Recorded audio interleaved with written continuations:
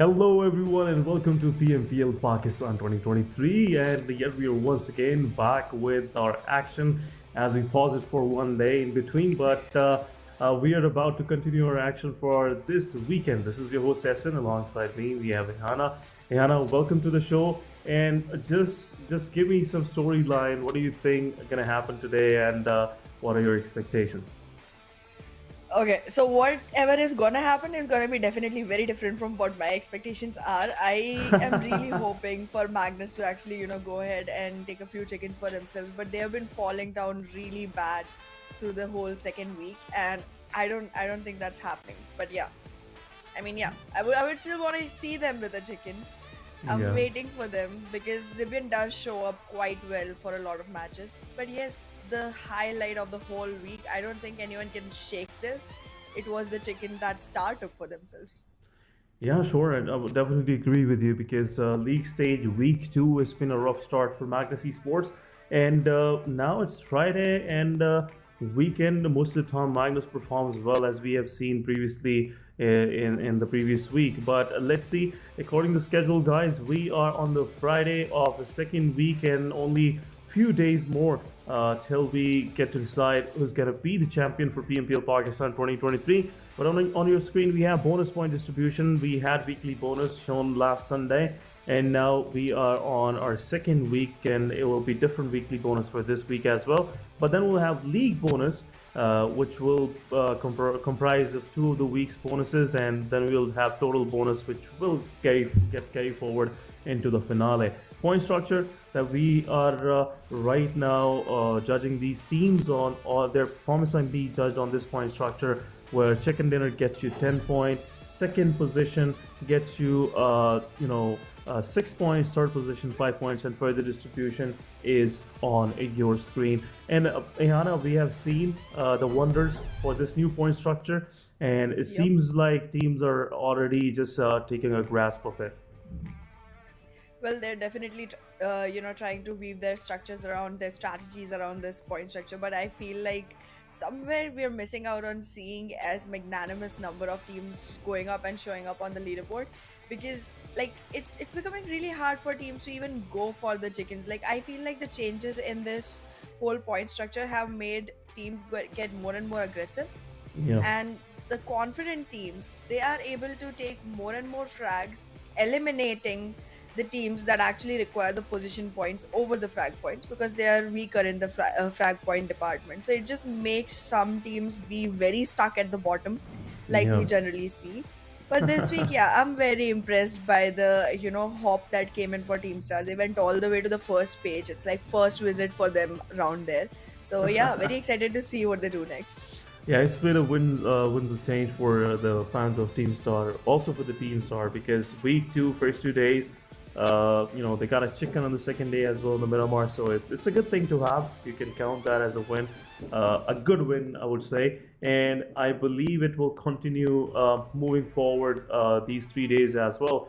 But some of the teams, they are still failing to get some sort of momentum, especially if we talk about HellRaisers, Team Negatives. Those Yeah. blunders are coming in very often, and again, as you said, that all is for them. I can feel the pain of their fans as well. But at the end of the day, it's part of the game. Someone have to fail so other teams can win.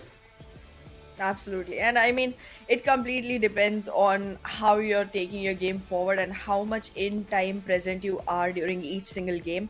And well, the teams that did make great presence felt were definitely Egonex I8, and we are seeing a head to head of them against BABLU. What do you feel about these teams? Like BABLU had a great name going in the beginning itself. A lot of people were cheering for them, but it did not show up as much on the map. Yeah, definitely, and the stats speaks for themselves, especially Aegon Exide. The way they played first 2 days of week two in itself is kind of, I can say, more of a sigh of relief for all those fans who are waiting for this kind of comeback from Aegon Exide. But if we talk about Team BABLU, especially starting the week two, Team BABLU had, the colors were kind of different. The way they were conducting themselves on the battlefield, it was different, and which in return, gave BABLU an edge, especially that Miramar that we seen these clips of them off, and it seems like BABLU have somewhat realized what mix will work eventually with this change of meta and how to perform with this new point structure, because they were struggling to survive, and their previous kind of strategy where they used to take those fights in later stages of the game, now it's not working, and now they have adapted themselves and they started picking frags initially. Absolutely. But well, Team Star, they did have some improvement from week 1 over on to week 2. For the first time ever, I saw them go ahead and come at a 4-digit damage, and that was great. Even though the average still does not go to 4 digits, because they have to show up every day, be very consistent if they want to maintain that. But it does seem like they have created themselves some wiggle room, because in a very short time, if they are consistent enough, they might be able to find themselves in the top 12, and that not only gives them an entry into the bonus match, it also makes it possible for them to enter into league stages. So yeah, even though second week positions already look very strong and very solidified on all the way first page, but for making it sure that even in the league they're able to survive, the overall standing of the combined weeks needs to go a little bit higher, and it seems like they're delivering the right promise to do that. Yeah, sure, but again, still 3 more days to go, and anything can happen. If the momentum they caught for themselves for first 2 days, if somewhat they let it go, again, it will be a dream that will never come true for the fans of Star. And eventually, sorry to say that, but this time around, if they don't qualify for the finals, they have to go through the whole hassle process where they have to qualify again. It will be a year-long circuit, and eventually, the chances of them qualifying will skim to nothing, and that's not a good sight for all those fans out there.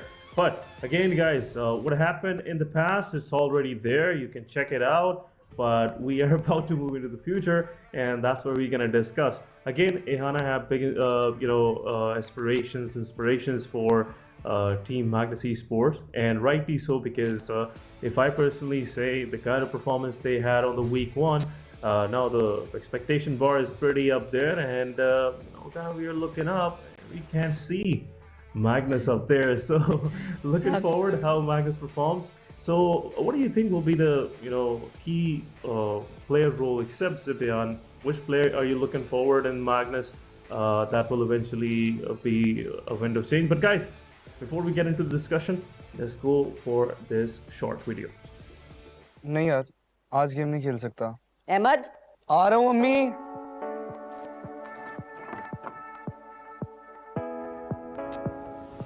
हाथ बढ़ाने से, साथ निभाने से, उम्मीद बांटने से खुशियाँ घटती नहीं बस बढ़ती है।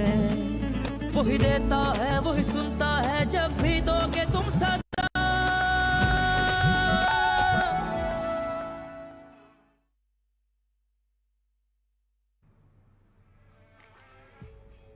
Yeah, guys, so welcome back, and make sure you squad up this Ramadan and win the hearts. So, Ehana, getting back to our conversation, what do you think? Who will be the guy beside Magnus Zibian that could be, the change maker for Team Magnus Esports? I think Rollin is providing quite some support to the team now, and Rollin coming up on top will definitely help the team quite a bit. And I'm expecting great things from him as well. We will be walking into Sanhok first, so again, Paradise Resort, domination can be seen from the side of Magnus.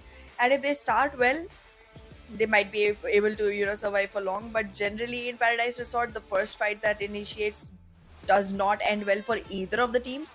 One completely gets sent back to the lobby, and one hardly survives with a little number of players on their team. So I feel like it's gonna be a difficult one, but I still want them to, come back with the potential that they store in themselves, and show us the real caliber that the team is carrying.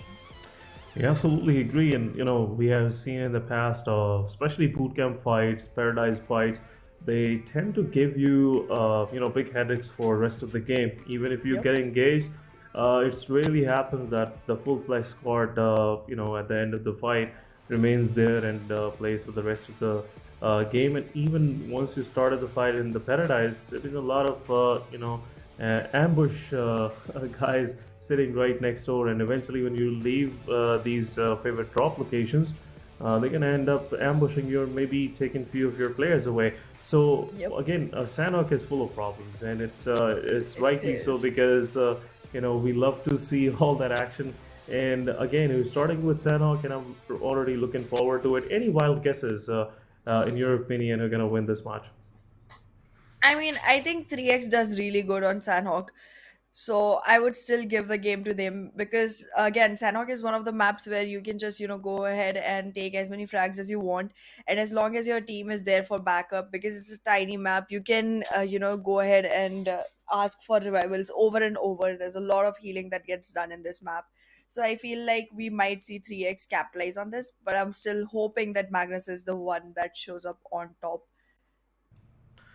Seems We will like find you're out, yeah. you're already counting too much on Magnus, but yeah, rightly so. The guys have that kind of caliber, and their performances are speaking for themselves.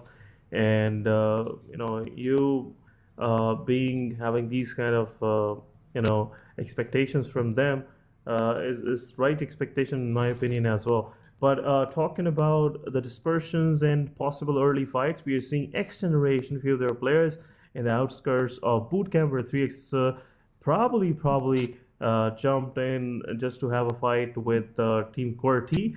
But Team QWERTY is not in the picture this time around. They're somewhere down south, close to ruins. But as we can see, R3G is not playing in this match, so they definitely switched their drop location with them, which is a good adjustment. Initially, you don't want to get into fights, which can cost you players or maybe topple up your momentum initially, which is not a good thing to have. It's the first match of the day after the break, and you want to get the maximum out of it. But talking about the circle, it's a weird one. Around 45%, more than I would say 50% of the area is unplayable. It's a multi-island circle, and the kind of trends are already pointing out it will end up somewhere around Tambang and ruins, which will make things easy for QWERTY and H2E, and also a safe space for BABLU. But rest of the teams are doomed. Anna, look at this, almost like 60-70% of teams are outside the playing area. That's true. And I mean, the last time we had this specific circle, we did see Team Grounders being the one that made the best of it. It did end a little bit south of Camp Alpha, and Team Grounders did a really good job holding their fort. But yeah, I'm already actually seeing a couple of players from the side of Seventh Element going all the way from under the water and rotating. So that's just something I am not expecting this quickly into the game, but it's happening, so I'll just adjust with that, I guess. Team QWERTY, however, with their vehicles in hand, they might just be able to go ahead and capitalize more and more area for themselves. However, the grounders, okay, this time they're literally, looking to change this complete strat. They used to stay to the south of Camp Alpha and camp around there constantly, but they're just swimming their way all the way to the southwestern island, while Quantum Rage is still outside the map to the very edge of the southern island that we're seeing. Team QWERTY gonna be losing quite a few. Pop has been popped off already, and that's a goodbye. But Team Grounders, even though they went in for a very aggressive start, for a very, a unique start, considering their general plays, it feels like they're doing good. It feels like they're going to be able to pick off quite a few numbers for themselves. They have X Generation right in front of them, and again, a very good team, just one that I am never seeing have a chicken. I've literally lost my hopes at this point. It doesn't seem like it's going anywhere, Esan. Initially, we see their play style, their strategy is more focused toward early game frags, and eventually by the time they are in the final circles, their team is already gassed out, and eventually they fall to their final fights against the teams who are kind of more seasoned in the late game fights. So seems like Team X Generation, probably they'll get a chicken dinner this week, these the coming days. But eventually, what working for them is they are pretty much set for the finals. They are possibly qualifying because even in the overall leaderboard for both of the weeks, they are in a good position, possibly in top 8, which is a good sight for all those X Generations fans out there. But talking about Team QWERTY, even being on the safe side, they somewhat still managed to lose one of their player, which is Pop, as you mentioned, already popped out. And again, starting your play with only 3 players is not a good thing to have. See, even in the first initial fight of the game against Team Freestyle, they are on the disadvantage. Disadvantage is definitely gonna be very, very costly, and well, I feel like they are trying to create the same for all the other teams that survive in a sniper tower. They're gonna be launching all of the utilities that they have, but there isn't gonna be an abundance of the same for the side of Voltrex. He already has only one molly remaining in his hands as a throwable that can be used at this point. Not gonna be any availability of loot anywhere around, neither any teammates that can trade off the loot for him. So it's definitely going to be a very tight situation for the side of Voltrex. Malik, on the other hand, is making sure that there is constant pressure on Voltrex, while a teammate from the side of Team QWERTY just went ahead and capitalized the numbers for Voltrex. Now he's going to have a much easier entry. However, freestylers are not going to be giving up as quickly. Oh my god, did the. Okay, Chief OG, I see you right there. I see you. Malik has been taken out already, and this seems like a fight that has become not just a battle but also a piece of cake for the side of Team QWERTY. I mean, how does Team QWERTY show up like this? How do they get one after the other frags taken constantly and still looking so sharp and so strong? I mean, they do have a one-man loss, but that has not even initiated from the side of freestylers. Are they gonna be leaving the lobby as quickly as they joined? Are they gonna be literally kicked out the moment they had a start? This just looks really, really, really, really suspicious. I mean, Team QWERTY is making it so difficult for all the surrounding teams. The moment they lost one player from their side, they decided they're going to do this for every other team so that they can still walk in with an advantage. Freestylers, they're going to be shut down really soon.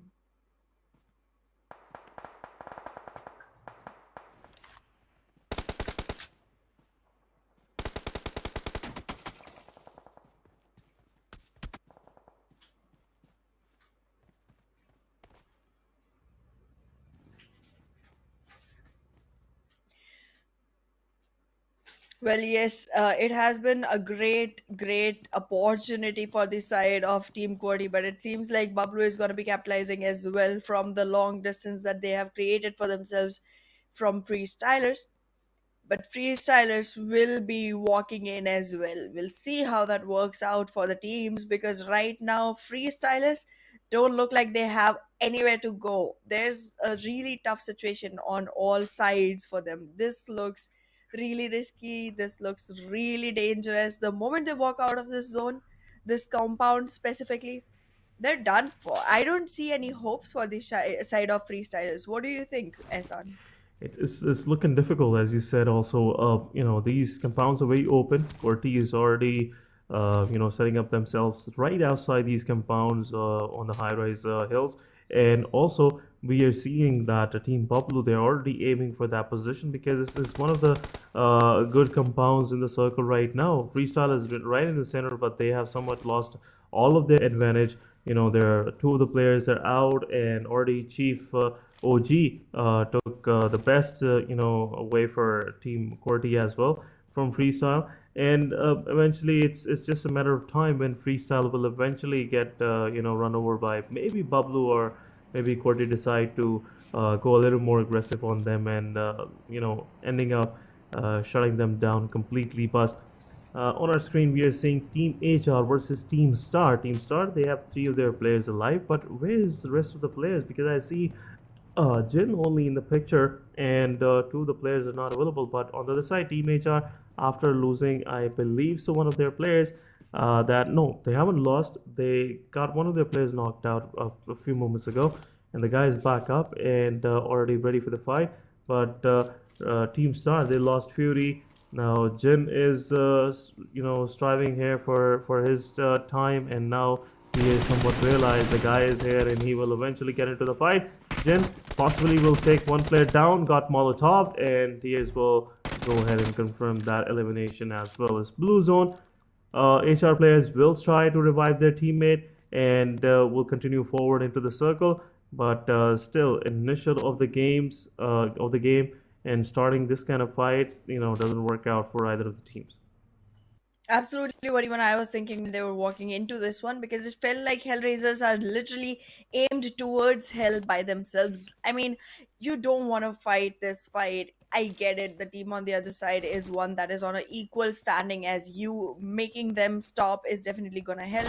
But again, doing it outside the blue zone, I mean, I did notice that the person that went ahead for the revival from the side of HellRaisers, they themselves had only one healing ability available to them, only one health kit that could actually go ahead and help them survive. So even after reviving the other player, it was going to be more and more difficult to be able to provide the kind of healing that they would need to be able to make it back into the circle. I feel like there's definitely going to be a man count disadvantage coming in for the side of Hellraisers quickly enough. But in the same time, looking at the fight that is already going on between the Faulty Devils and 3x, it's not like 3x to hold back at all. It's not like them to actually, wait for cover. They just go ahead, take the fights, and actually win it completely on the basis of their aim. Right now, it seems like they did take a step back, but it was a calculated one because it has resulted in quite a few frags coming in for them, with Faulty Devils already on their knees with zero hopes of coming back on feet, while XGeneration as well, from a distance, is making sure they take their piece of the cake. XGeneration, as we said, their strategy is more focused toward getting into early fights, where 3x this time around got one of their player knocked out from team NES from far away across the river. And on the other side, we are seeing team 3x. They are sticking up their noses into the matters of TFD. TFD was trying to cross into the circle, and now they're stuck on the other side. And 3x will definitely make sure that these guys don't cross easily, and both of these eliminations get into the backpack of 3x. But NES, after giving a knock on 3x, now they are somewhat moving forward. They're crossing the bridge, or maybe just forming outside right next to the bridge. So even 3x decide to cross, they'll eventually get ambushed in the process. But Star on the other side, taking one players down from the Negative Esports. Negative initial of the game, possibly will lose one of their players, but XGeneration and Magnus Esports on the other side, they are still taking all these matters in their hands. They're going for those early elimination, early fights. Well, XGeneration, even after being one of the very strong teams that I've been rooting for a while, they have gone ahead and made sure that they take away the ones that I'm rooting for, specifically in this one. Like, I mean, initial fight itself, when you're going ahead and attacking Magnus Esports, not only XGeneration, even TUF is getting a chance to wash their hands in the flowing river. It just seems like all the teams right now just are falling way too ahead of Magnus is not able to keep up their ground in any of the fights, and it just seems like another one-man army that is going to get demolished in no time. And there it is, exactly as expected, with only 1 point in hands. Magnus Esports goes back to the lobby. It has been sent all the way back to square one. I don't feel as comfortable rooting for Magnus anymore. Team Star, again, one of the teams that came in as a one-hit wonder. It was a great chicken that they got for themselves the last time, but this is not looking like they're going to be able to continue on the same level. However, Seventh Element is set up right in front of the Grounders. One fight that I'm not going to be completely sure of, considering Tokusaurus is out.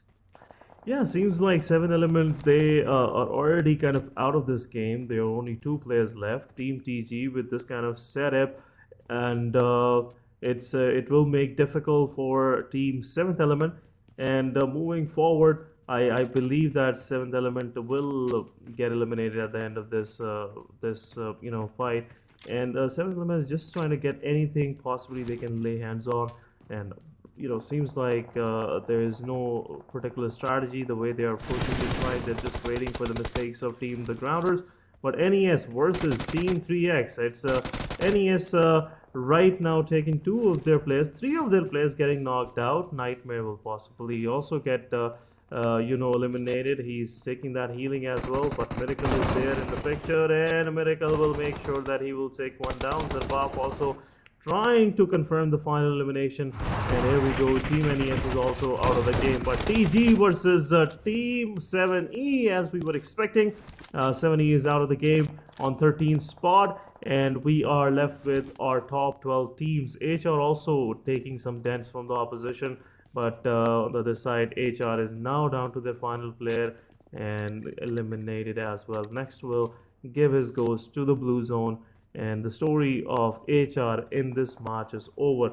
But now let's see what plan TG has, and if they eventually will, go into the mix of QWERTY, freestyle, and BABLU, which is right next door, and I believe TG will keep themselves slightly away from that skirmish.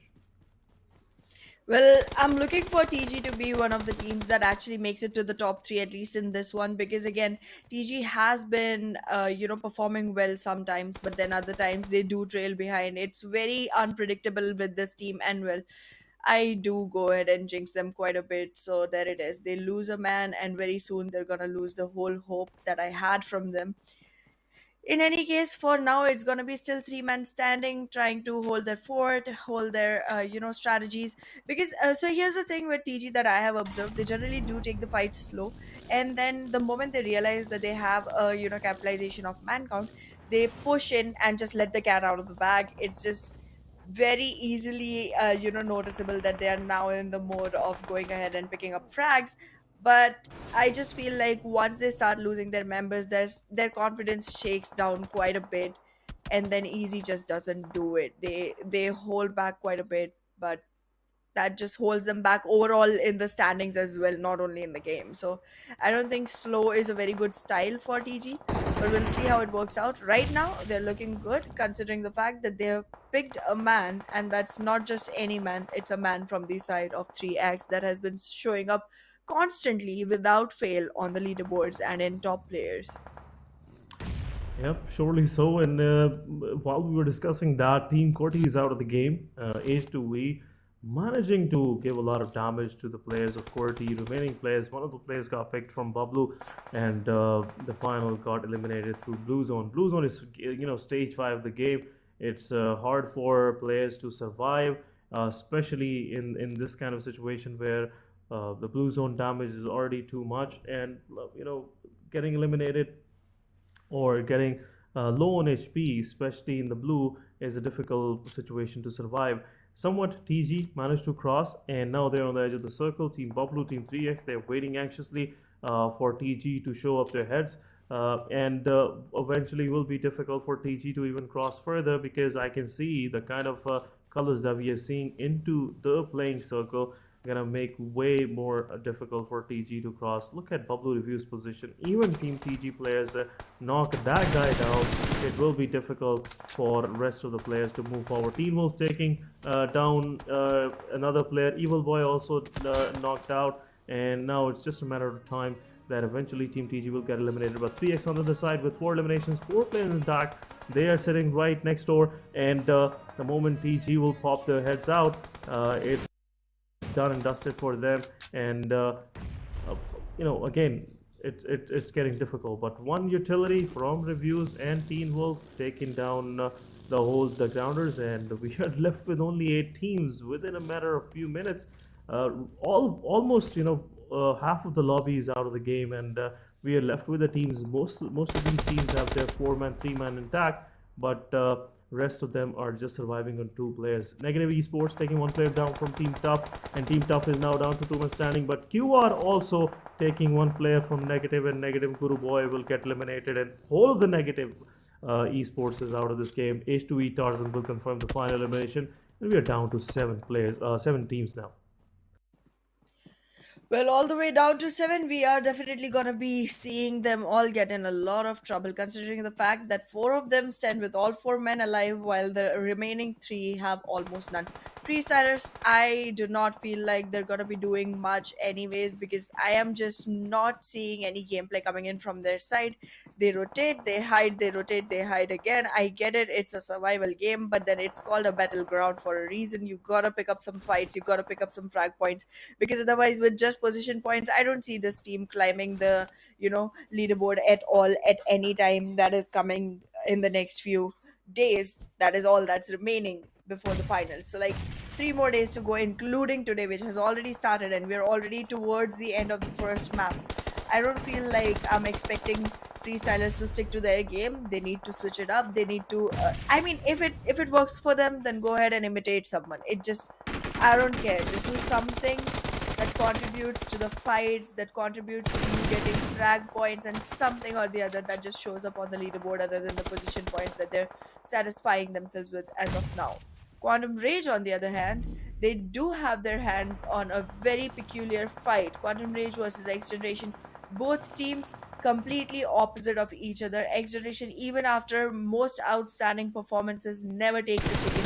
Quantum Rage, even after a lot of, mishaps, a lot of hiding behind, does take chickens a few times.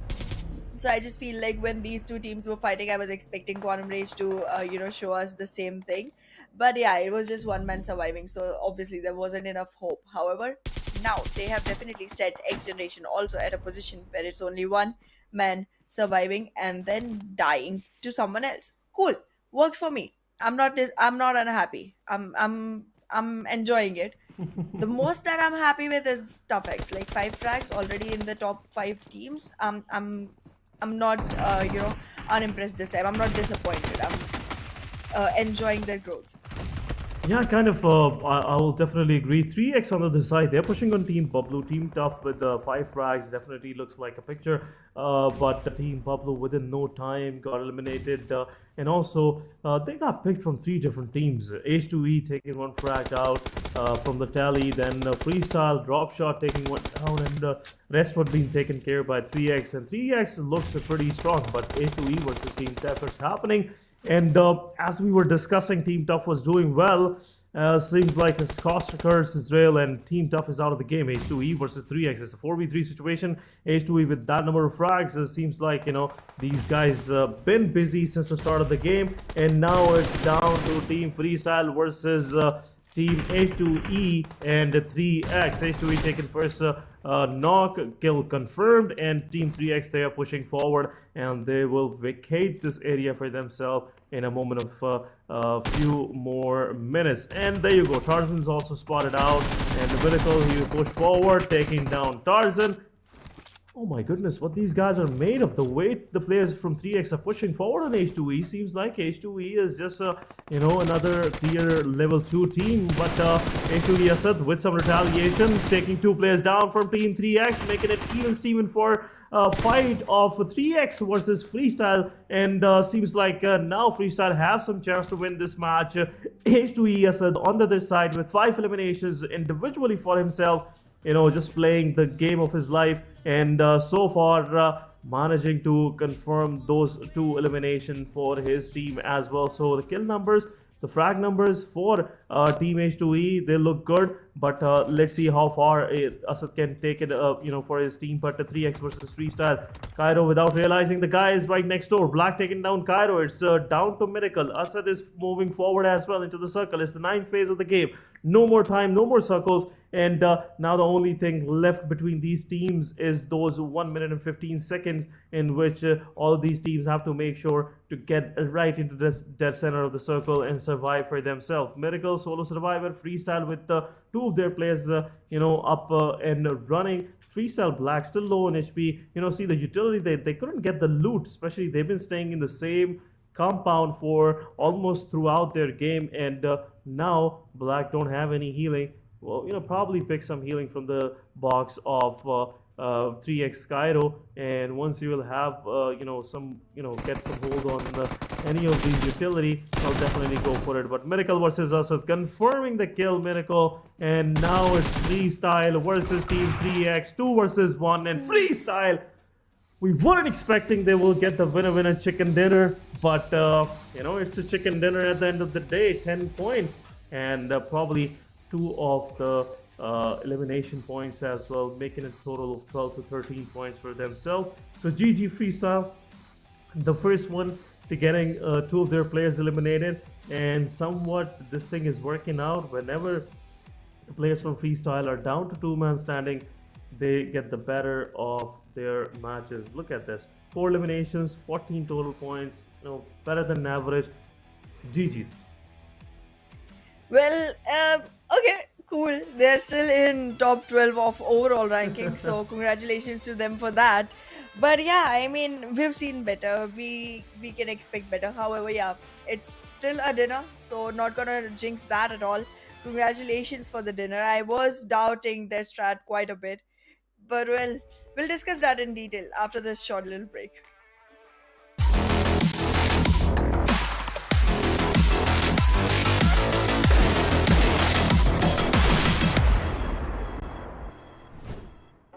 इस Ramzan PUBG mobile के साथ बांटें अच्छाइयाँ online और offline खेलें सिर्फ दिल जीतने के लिए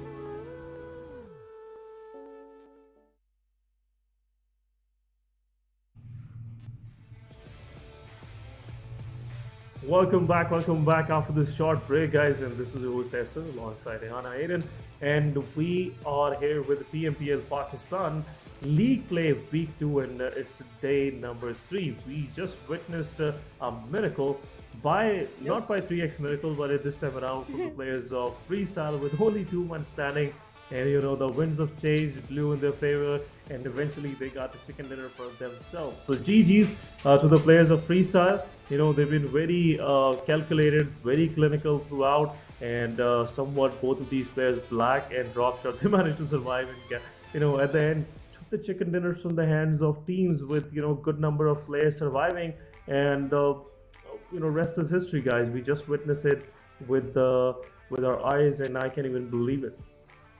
Absolutely. I mean, it was very, very weird seeing the chicken go to freestylers. They did have a chicken last week as well, which was pretty nice. But this week they could not, deliver as well. So yeah, the chicken is theirs. It's not with the best amount of points that you would want, specifically considering that your performance hasn't been as good through the rest of the week. But still, it manages their position. It manages their ability to go ahead and play the bonus as well as go ahead and be in the finals if they continue staying on the stuck position. But yeah, I'm happy for them nonetheless. But I do want to see changes coming in still, because it's not gonna be a chicken every single time. So you do want to make sure that the frag points also favor you whenever you have to maintain your consistency. Yep, frag points at the end of the day, set you up for good matches, especially with this new point structure. We're talking about MVP of this game. 5 eliminations, only 35 healing done throughout the match, 703 damage, Wow. 5 knockouts, 1 assist, and 22 minutes of survival.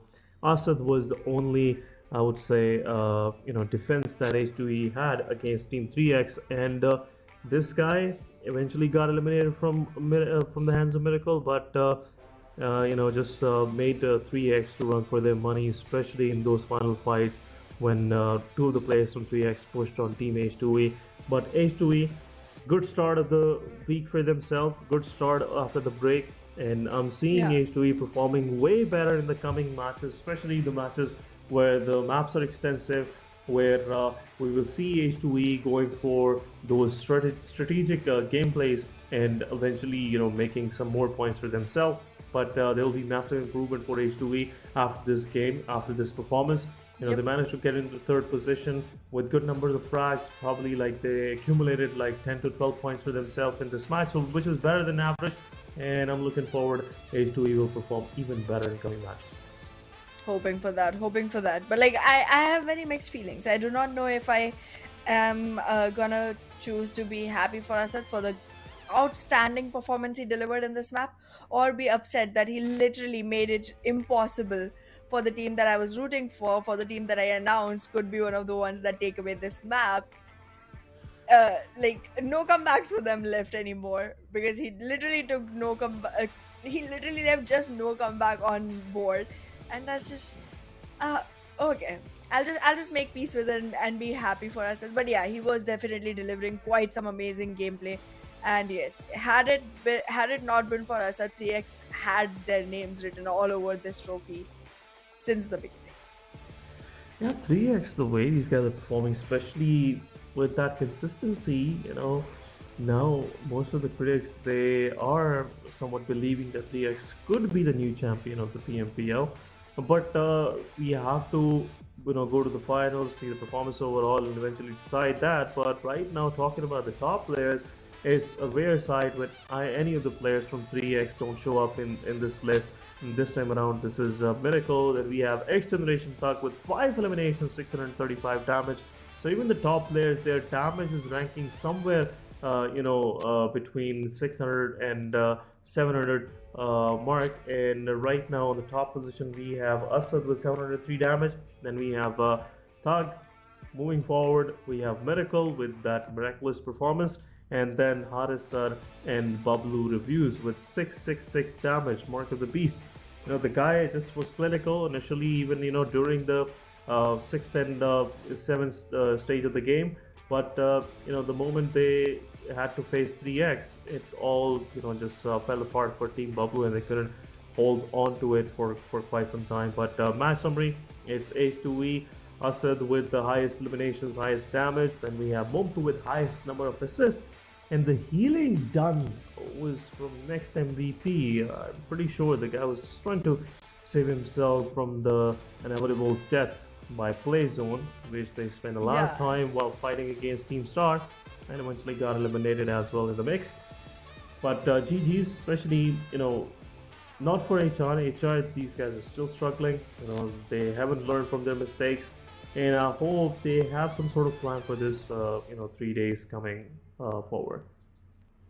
Absolutely. I'm gonna hope for the same, because HellRaisers, they do need to buckle up quite a bit. I mean, we literally saw a chicken coming for Star, which is unbelievable even till today. It's been 2 days I've been absorbing the fact, and it's still unbelievable. So wanting to see the other low trailers to go ahead and actually show up to the occasion and capitalize on their numbers is definitely going on becoming more and more hopeful for my side. But let's see if someone like Team Negatives or even from Team HellRaisers is able to make it to the top, because that's just somewhere that you need to be. You need those extra 10 points that come with the chicken to be able to make sure that you even wiggle a little in your position.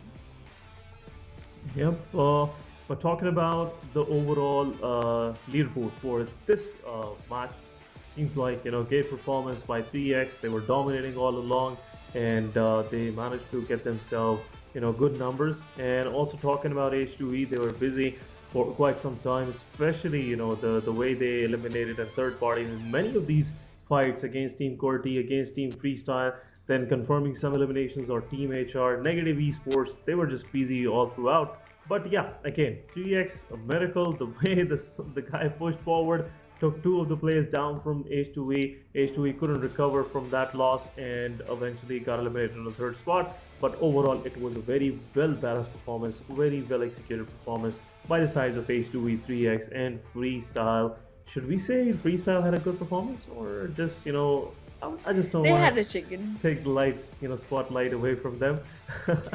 But somewhat they survived, which is a big thing, and eventually strike the iron at the right time when it was red hot, and confirm the chicken dinner for them.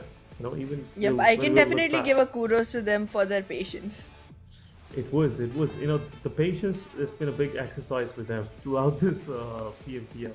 But I'm hoping, as they have progress in the overall leaderboard as well, I'm hoping that they will do better in coming matches. Well, hope is all we have right now, because a lot of teams that we were expecting a lot of things from have been constantly not delivering.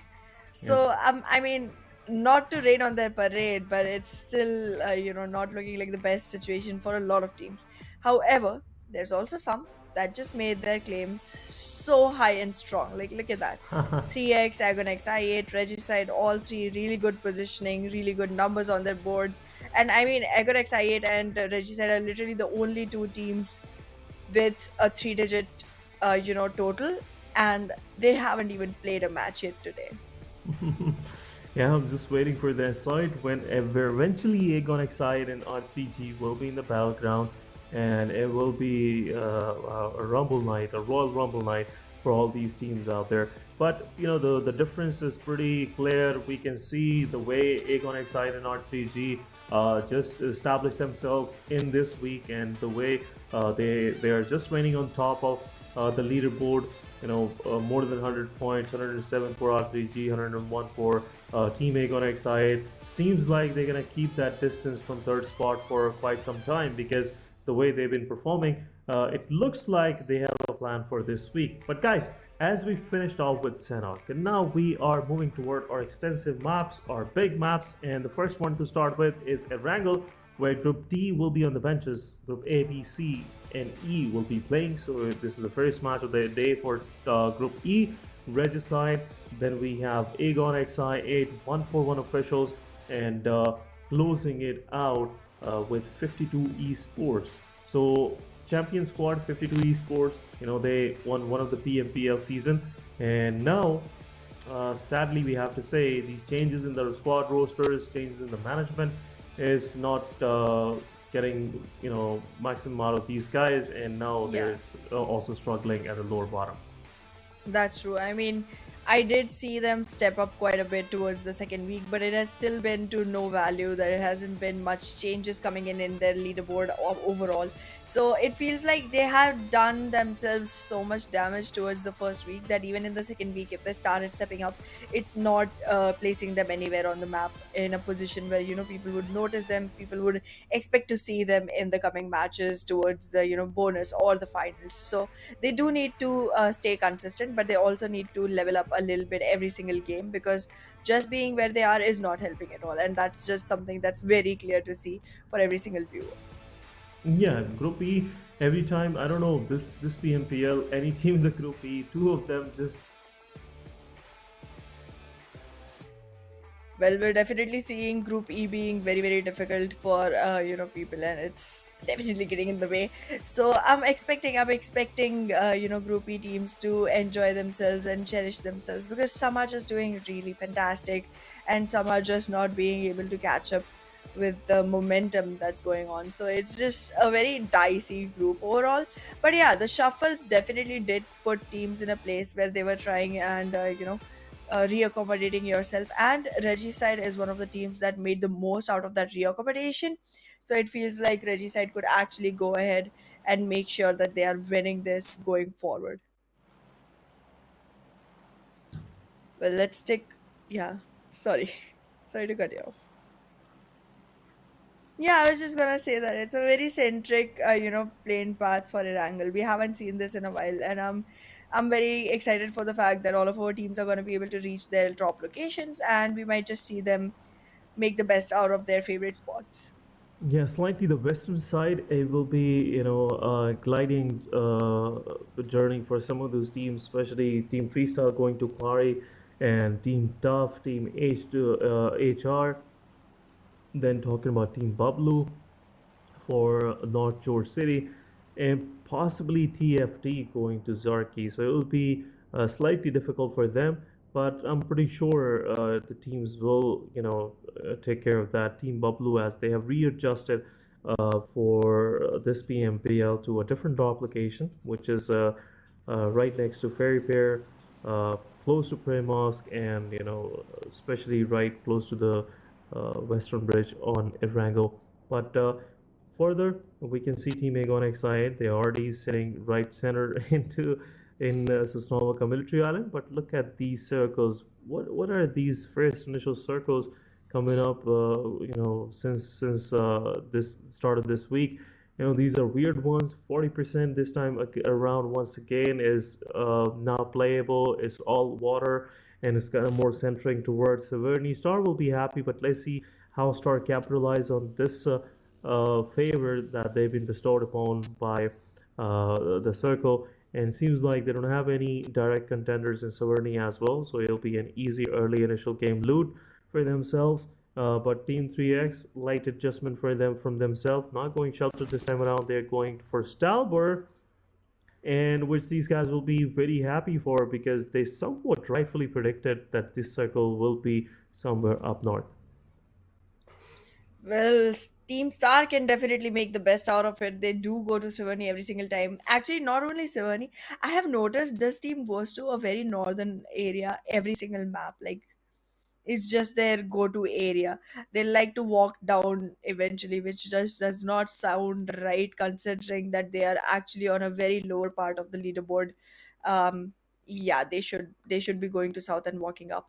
But yes, Egonex I8 is going to be able to maintain their favorite spot on military base. However, we are seeing H2E being the only other team that is trying to get in their way. HR has already learned their lesson and isn't gonna mess with the dynamics of that island by dropping there and taking a fight with I8.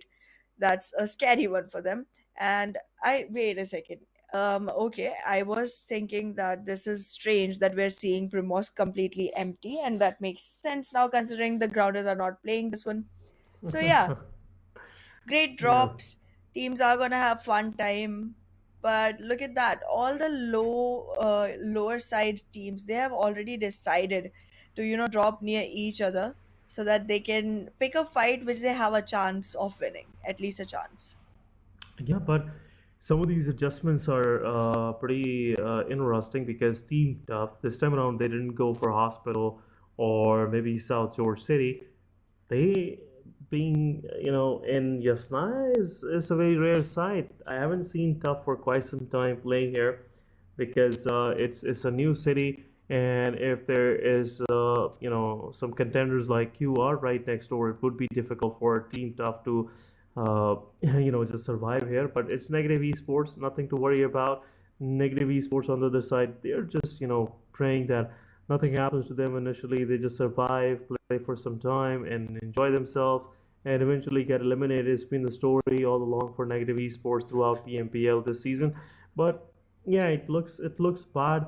The way they started in the first few matches of PMPL, I was very hopeful. I was very happy that this time around we have some new names coming in. These guys gonna rock it, and it will be an interesting season for us as well. But only 7E were the ones just could perform as we were expecting. Rest of the new teams, they're struggling. They are giving away their elimination points to the experienced teams, especially if we see in the case of HR. Their IGL is very experienced, but rest of the team is pretty new, and the guys are not getting the confidence to actually go into full-fledged fights. They've managed to take few of the players right, left, center, but most of the time in a 4v4 situation, they being end up on the receiving end, which is not again not a good thing to see for Team HellRaisers. Well, HellRaisers do have themselves down a really deep pit. So I mean, the name suggests it itself. I don't feel like we have to even discuss that. But yeah, HellRaisers definitely have a lot to climb. A huge and steep mountain it is that is in front of them, and I mean. At this point, even though we keep saying anything can happen, I have somewhere lost hope for the team to actually make it to the top 12 or get a chance to play the bonus. They might still be able to make it to top 16 and go ahead for the finals, but without any head start, they might just not be able to perform there either. However, freestyle as well. Okay, you just got a chicken, you should be confident, and I'm expecting to see a little more aggressiveness coming in from these players. I'm expecting a little more fights coming in that they take. They literally have an AR logo into their name. Why not? It was kind of a quick job from from the graphic team of Team Freestyle, but I really like the logo. It shows what they're intending and what they're here for. Because the old FS, the guys who started this team, they were spot on with this logo. The way they used to play it was very rejoicing to see them playing. But it's again a nostalgic moment. Not gonna discuss that. It's not relevant anymore. But Team Freestyle on the other side, this season, their performance is kind of a little mixed stuff. Sometimes they perform very good. Sometimes they just struggle, get eliminated early. Which is again, I would say it's how some of these teams been playing throughout their previous seasons as well. But talking about this particular situation, most of these teams are just trying to find any good position for themselves right next door to Saverny. We can see HR, they already moved in. Freestyle, two of their players are in the picture. Rest of them maybe slightly far away. But what is Team HR doing? The guys are pushing on Team Freestyle. This is something Freestyle weren't expecting. Black pushing forward with a DBS. One player down. Drop shot taking one player down. HR on the other side taking down drop shot as well, and the rest of the freestyle is there.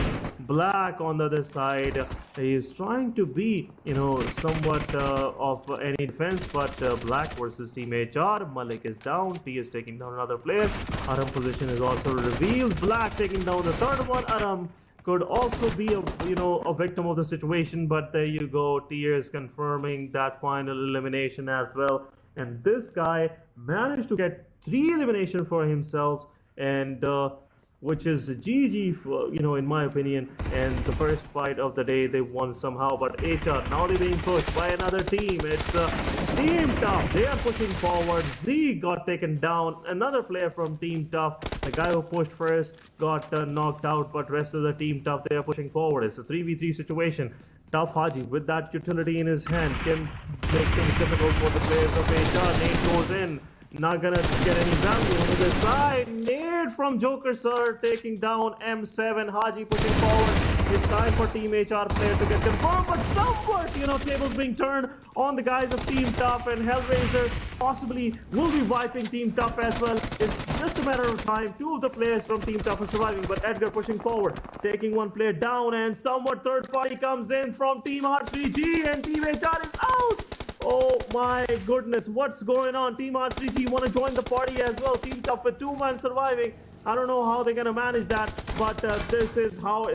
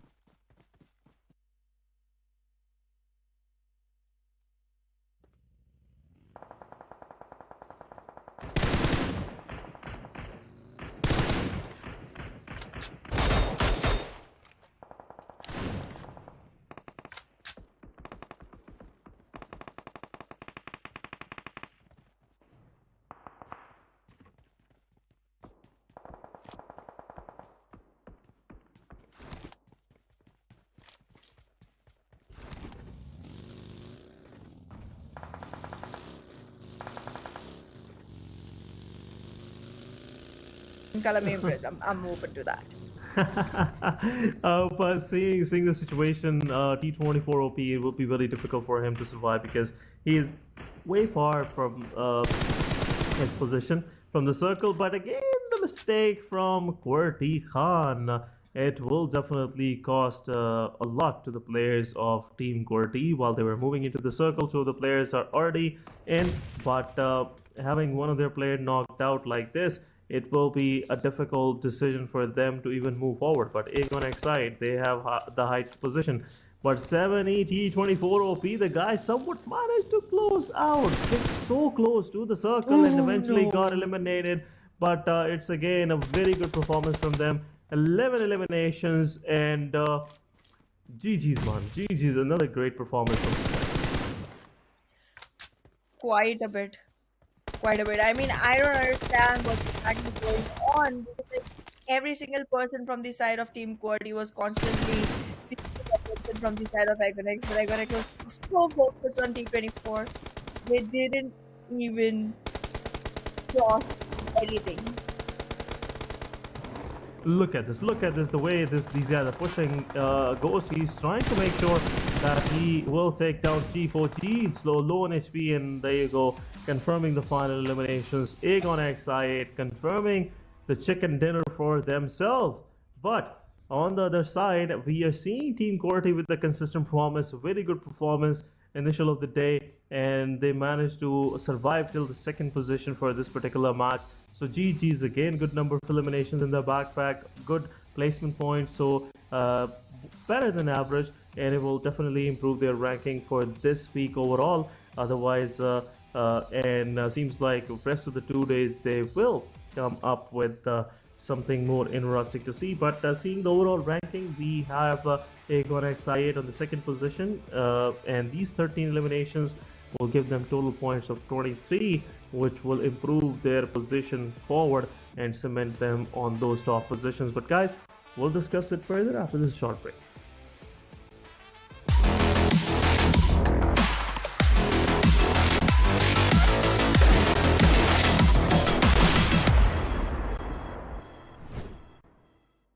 पहले ही customers नहीं आ रहे थे और आगे रमजान में तो बिल्कुल ही नहीं आएंगे। तुम सारा टाइम अपने दोस्तों के साथ आवारागर्दी में गुजार देते हो। इस तरह तो गुजारा हो ही नहीं सकता। खबरदार फोन को हाथ लगाया। ओह, आ गए होंगे तुम्हारे आवारा दोस्त। क्या सीन है ब्रो, चला चलें? नहीं यार, आज गेम नहीं खेल सकता। अहमद, आ रहा हूँ मम्मी।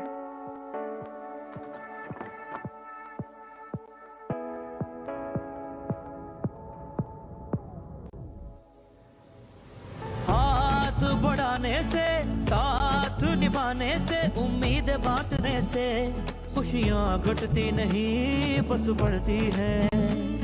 वही देता है वही सुनता है जब भी दोगे तुम सदा।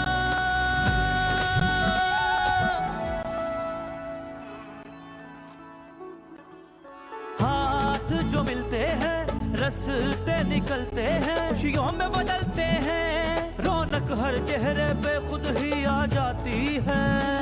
वही देता है वही सुनता है जब भी दोगे तुम सदा।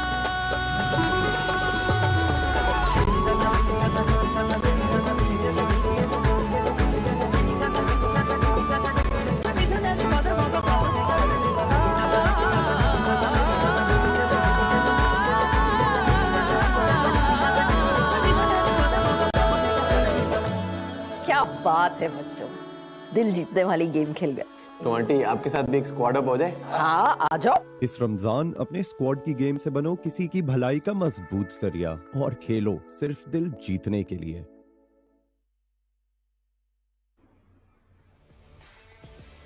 Welcome back once again to PMPL Pakistan 2023, and this is post match 2.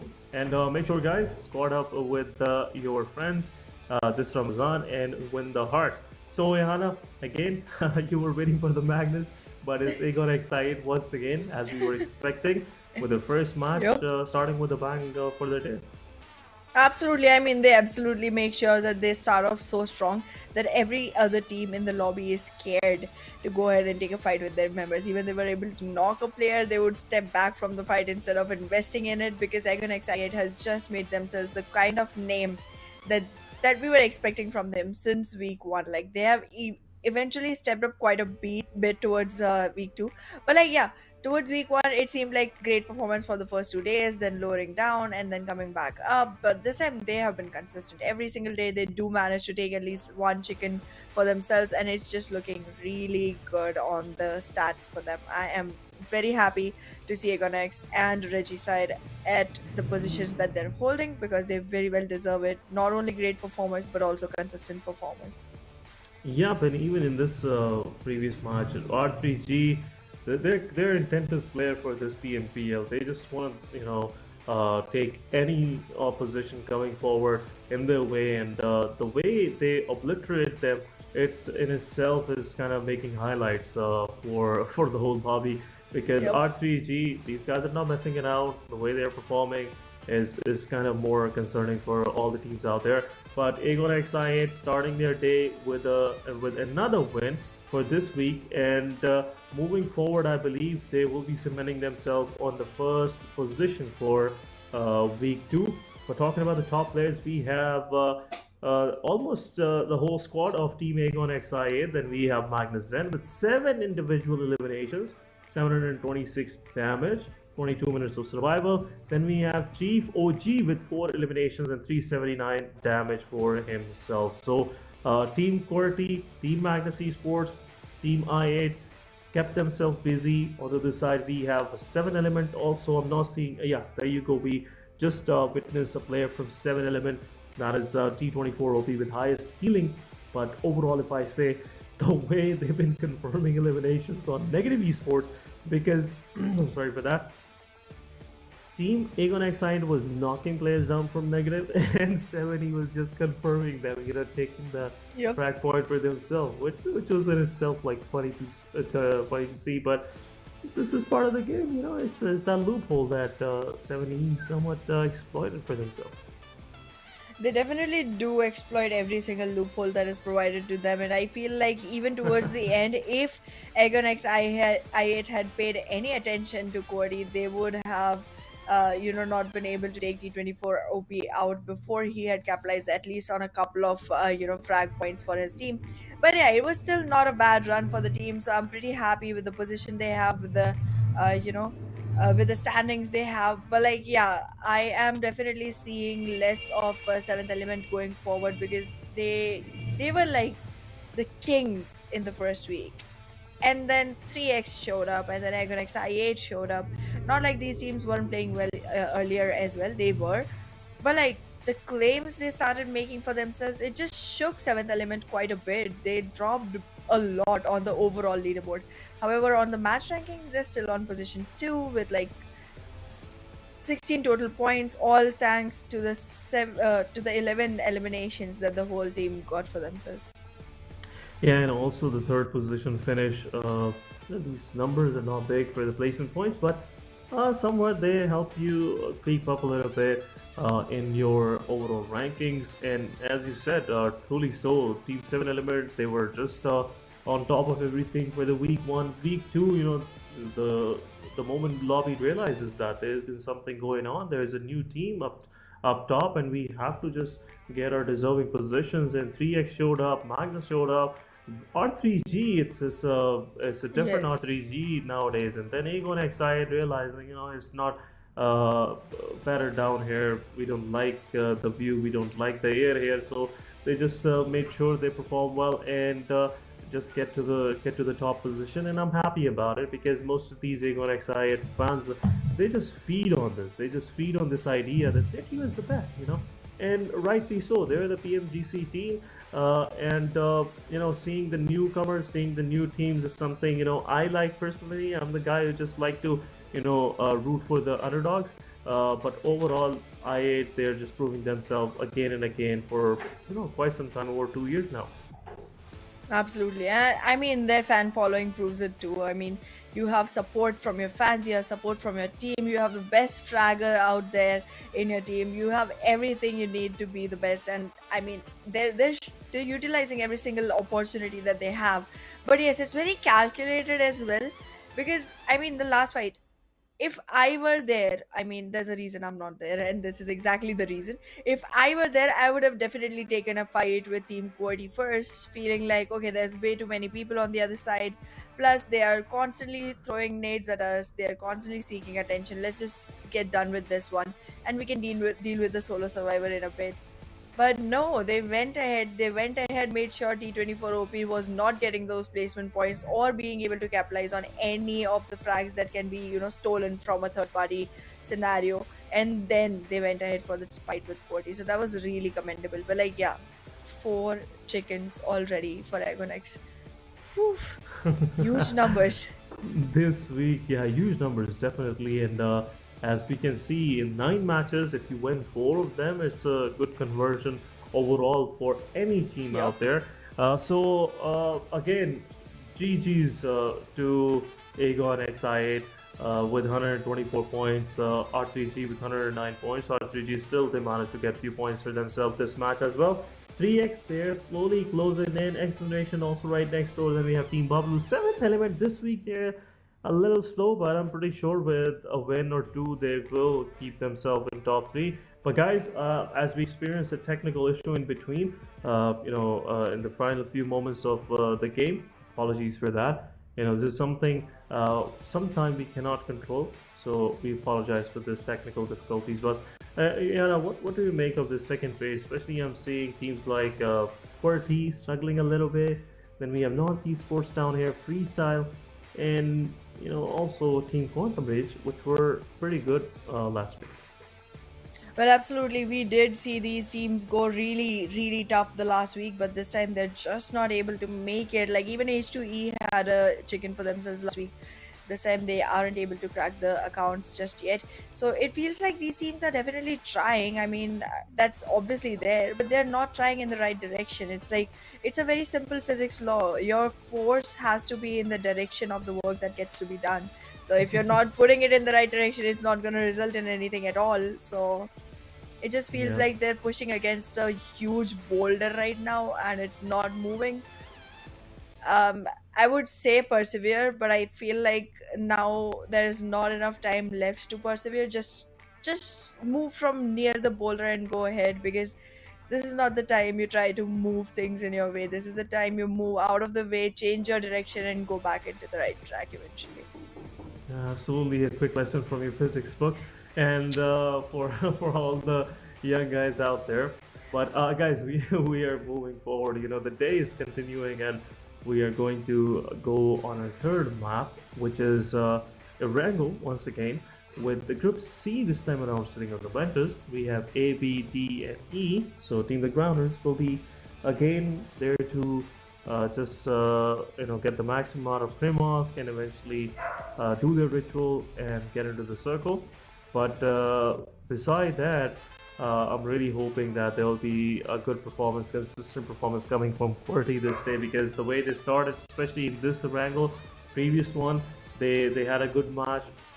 They started well against Team Freestyle and Sanhok, but somewhat they just couldn't keep themselves like a full squad up. They lost Han first, then G first, then eventually they lost their players one by one.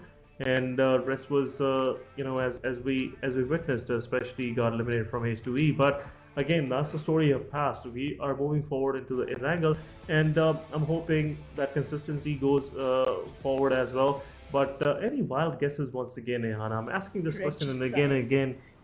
But yeah, Reggie's side, good pick, I must say. You're just learning. You're learning quick.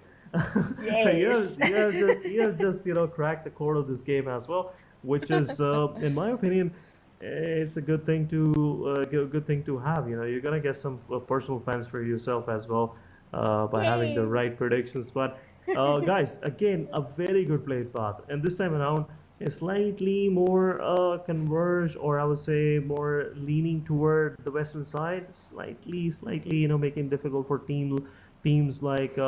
If I talk about teams like 3x or Team XGeneration to get to the shelter, it'll be a difficult one. But rest of these teams will, easily glide through. Team QWERTY will have some hard time getting to Lipovka, because as I can see from the playing path, it will be a gliding situation for them as well over prison and mention. But rest of these teams will have a good draw application for themselves. Star can go to Severny. Then we have teams like 141 official. They'll definitely go up towards Zerky, North Georgia Pole. Team BABLU, they I was thinking maybe they made that adjustment of changing their draw application for only one match, but now the things are working and they just keeping themselves around Ferry Pair, which is again a good choice for them. But 3x this time around, not going style, but their center in Gotka, and we're happy with their decision. It's been second time around. Whatever they chose for themselves, it's working out for them. Whatever they're predicting, it's working out for them.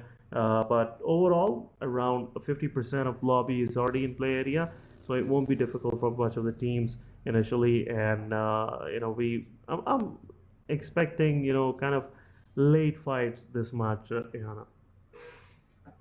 Well, we'll see how it goes, to be very honest, because right now I am very confused with what Choto is doing. All of the players from the side of 52 Esports are situated in Georgiopol. Choto landed on the southern side, took a vehicle, followed Zarbaf for a second, and then made his way back, realizing probably that this is 3x and we don't gel. We don't gel. We should just go back. This is not a winning fight. BABLU changing their drop spot has really made things very, very easy for 52 Esports. They do get their hands on some of the greatest loot that is available on this map, and then after that, they do get to face off against TFD generally, which is not a team that shows up at the best positions. So it's a more equal fight for 52 Esports, and they are able to capitalize a little more in that position. The grounders generally do get their first frags towards onto BABLU. We did see it happen the last time when similar plane path showed up, where the grounders literally just took an early drop, went to Ferry Pier instead of Primosk, and shot a couple of players from BABLU in the air itself, and then moved their themselves all the way back to the position on Primosk. So I just feel like they are adapting quite a bit. I am, however, feeling like I don't know how beneficial this change of position is going to be for BABLU, because yeah, so far I've listed every benefit that the other teams have of it, but I do not know one for BABLU yet. Yep. So, sure. Again, once again, talking about the situation, BABLU, it's a new terrain for them, and I'm pretty hopeful that BABLU will, get hold of it in few matches. But they are seriously looking for that momentum which they had on day two, and so far in the previous two matches, they couldn't find it for themselves. And Sanhok, I would say, was comparatively better performance than the one in Erangel, but BABLU is more of a big map team. The guys like to play on Erangel and Miramar, and I'm hoping that they will get the good out of these two matches coming forward as well. But rest of the teams on the eastern side, I'm seeing XGeneration and Shelter right very close to team QWERTY. Possibly there'll be a clash between XGeneration and QWERTY. The way I'm seeing XGeneration is closing in to the prison, it's just ringing the bells in the ears of Team QWERTY, and definitely make them alert as well. Team QR, they are going to their draw application, which is just Naya. For quite some time, they've been dropping, somewhere on the eastern side, middle of the map. But this time around, they realize, just play from the position where they are very strong on, and they have made a good decision for themselves. But HR, after realizing they're away from the play area, just doing an early rotation, which is a good decision for them once again. But what has BABLU on their mind? Because I'm seeing the way they're spreading out, they're just asking for trouble. Well, talking about spreading out, I'm just having a lot of worry on my mind for whatever are you doing, son? Like, all the way in Nova Upna when the rest of the team has already made their way back into the circle, and that too in the presence of Agonex I8. Are you having a death wish? Don't do that. Specifically, if you're already one of the teams that has had no good days so far at all, and I'm not talking about the biscuits here. I'm talking about the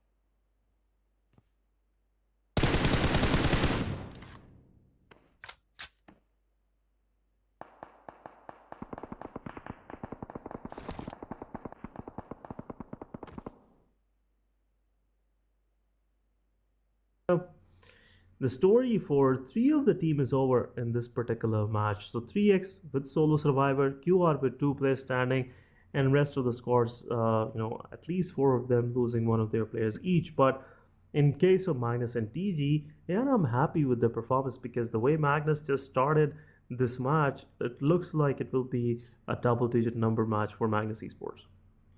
Well, I'm hoping for the same. I'm hoping for the same, but let's see what the teams have in store for us because right now it feels like double-digit matches are not something that Magnus is having struggle with. The chicken is. So Yes. let's see what they bring us in dish this time. I'm hoping for it to be a chicken, but yeah, HellRaisers being on point right now.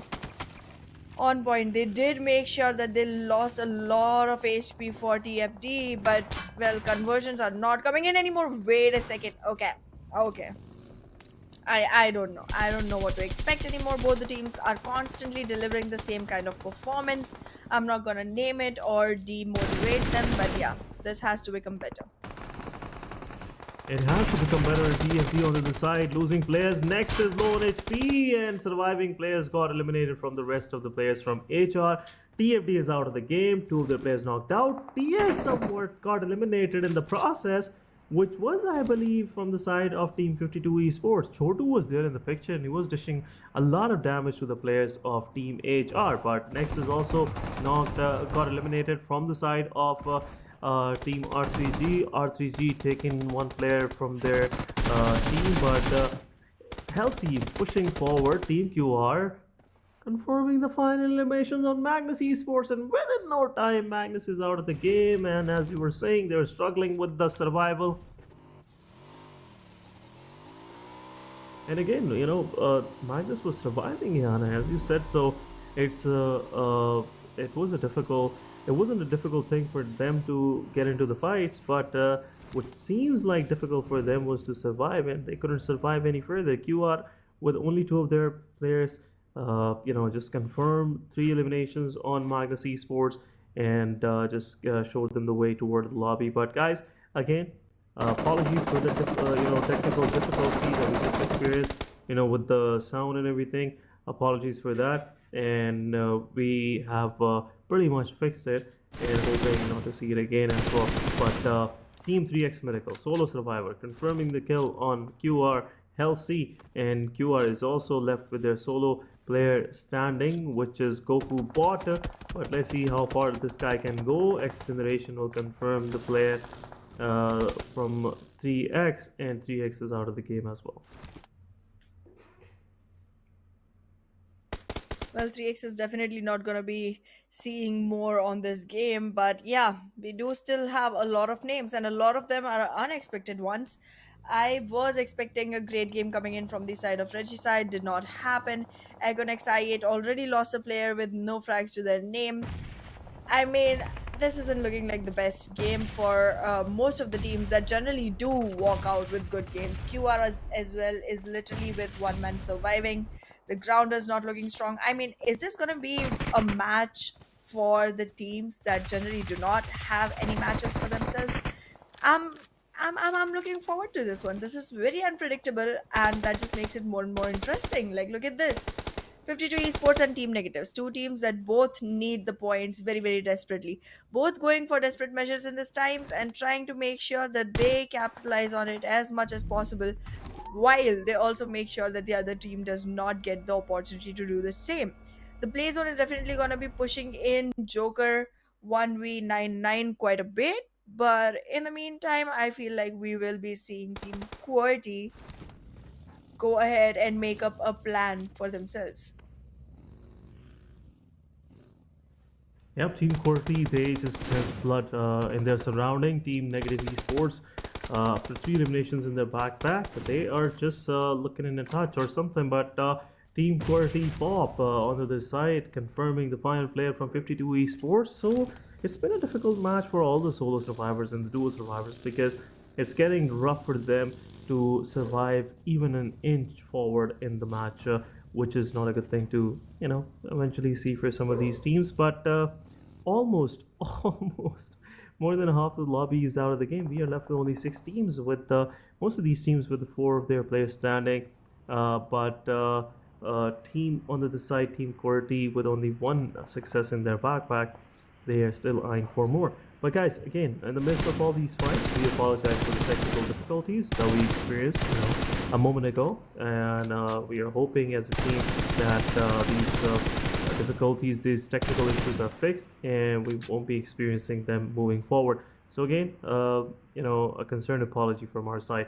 But Team QWERTY, pop with one elimination in the backpack. Team QWERTY is looking pretty, I would say, based in their position. They knocked one player down from Negative Esports, but Negative Esports managed to revive that player back up. But Egon is in the picture. It's getting difficult. Absolutely, Aegon is definitely in the picture, but how long can they stay? That's the question. Because again, even after being one of the best teams, it does seem like Aegon has difficulties when they're not all four on the ground. They are currently just 3 players, and well, oh my god, okay, it's a slim chance, but it's still a chance. Team Negatives literally has a 15.38% chance of having a chicken to their name. So, ooh, looks good for them. It's a ray of hope. Let's see if they can make it work. We'll have to notice what's happening to the team at the current moment. Pinkman losing HP, while Buzzet as well isn't able to recover quickly. So like right now, it doesn't seem like the team has much going in their favor. They are gonna have all 4 standing on their side soon enough, and that just makes it a little better for themselves, while 1-for-1 officials are definitely gonna be losing their chances to Team Negatives. Why? Okay, Chief. That's some damage that you're dealing right there. Oh my Completely goodness. burst the whole vehicle off, injured Oh my literally goodness. 3 members from the side of Team Negatives. This is gonna hurt. This is gonna hurt so bad. Oh my goodness. The driver must be, must be on Upset. something. Must be upset on something, I would say. Yeah. He wasn't feeling himself, but the way he just, let the car fly, and for sure he was believing that he can fly, and Chief told him that, yeah, sure, man, let me help you out. And 3 of the players got a direct flight to the lobby, and Negative Esports, while having 15% of their chances to get the chicken dinner, they're pretty skimmed to 1 or 2%, which is something we oftenly see for this squad. And now there is only solo survivor, sitting in the midst of all this chaos. But XGeneration on the other side, 4 of their players are standing. Seems like this is the wish time that you were wishing for quite some time, I would say. I'm just mixing some things up, but Ihana is pretty close to that point where possibly we can see XGeneration going for that chicken dinner. But Aegon side, with 3 of their players standing, they have the edge of the circle on the northern side. It can make things difficult for squads in the open, but I'm seeing that most of these teams that are playing pretty close center of the circle, Aegon side don't have a vision on them. XGeneration and Team QWERTY have a better chance to see players in the open, especially the final player from Negative Esports. But he's marking out. That's where he witnessed, and he just spotted the last player, and it's just a matter of time. Blue zone will touch 0, and he will get eliminated eventually. But Team XGeneration on the other side, keeping themselves busy. Team QWERTY versus Team Aegon side is also happening. It's a 4 versus 3 for them. But on this particular front, it's 3 versus 3 for Team Aegon and Team QWERTY. Chief low on HP. XGeneration is also slowly and steadily creeping in, but look at Khan. He's just watching that side. He's just waiting for that right moment when he can strike with his sniper rifle and can eventually knock one player down from XGeneration. But it would be a tough task to do, especially for the players of QWERTY. But 0 has been put to his it's been stopped to his misery for this match, and Team Negative is out of this game. We are left with 4 of our squads, with 2 of their squads with 3 men standing. But what was that? Shami pushing in, taking player down from 1-4-1 officials, one of those players, and possibly another one. This is something I wasn't expecting as an end for 1-4-1 officials, but it is what it is. Team XGeneration with Alpha Boy with 4 eliminations, Shami with 4 eliminations, with 8 in total. XGeneration is looking promising.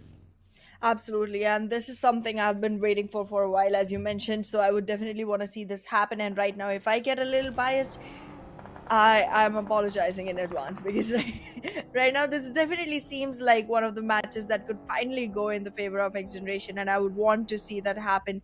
As today could be the day that gives me what I've been wanting for a while. However, it seems like our players are definitely very thinly populated right now. There's not much crowd. There's not much chaos getting initiated just yet.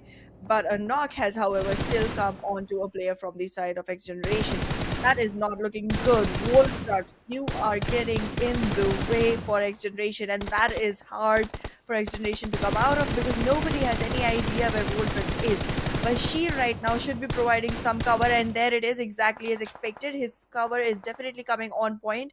Voltrex has to constantly keep shuffling behind that one rock that he has to his disposal for cover, and that should be the only time where it would have been a great job if Bashir could reposition himself a little and keep his eyes set on Voltrex for a longer time, because now it's a lot to deal with. They don't only have to worry about Team QWERTY, they also have to worry about Agon XI8, and both the teams have their eyes set on X Generation. It's like nobody wants to see this team win but me.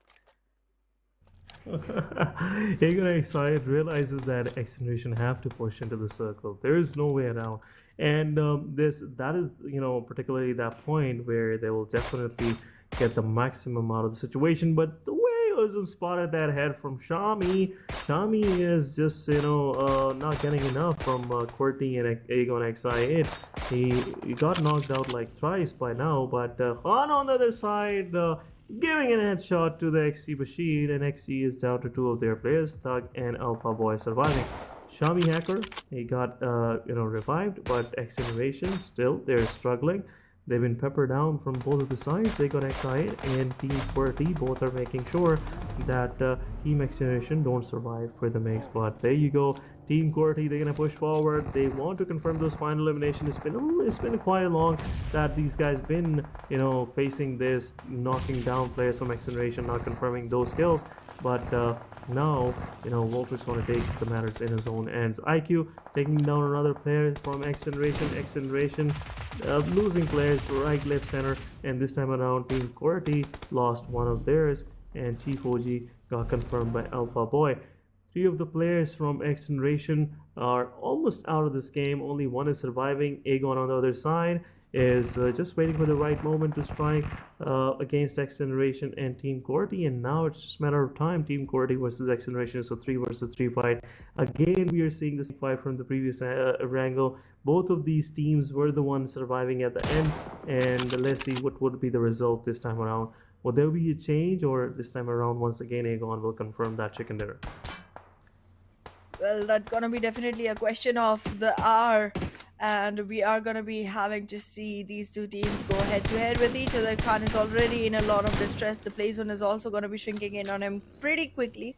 It's just gonna be Aegon X with all the advantage of space inside the circle. It's literally a monopoly from the side of Aegon. They're making sure that there's no room for entry of QWERTY at all whatsoever, and there it is, without even letting the circle close in. They closed the game for themselves with a winner chicken dinner flying right in, served on a very, very hot dish for Aegon X I8, second one in a row. What a dominance!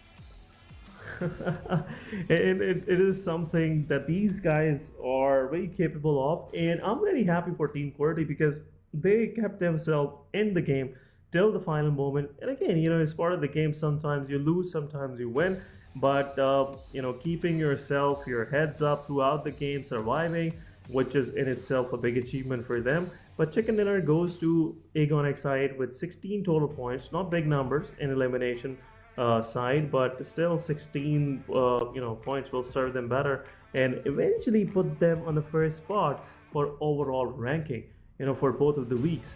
But for this week, they're just putting up leads in front of R3G and the rest of the teams down below to just catch up. But Aegon XI, they are just getting into that beast mode that we all of us know them for. But guys, we'll definitely discuss about this after a short break. So be right back.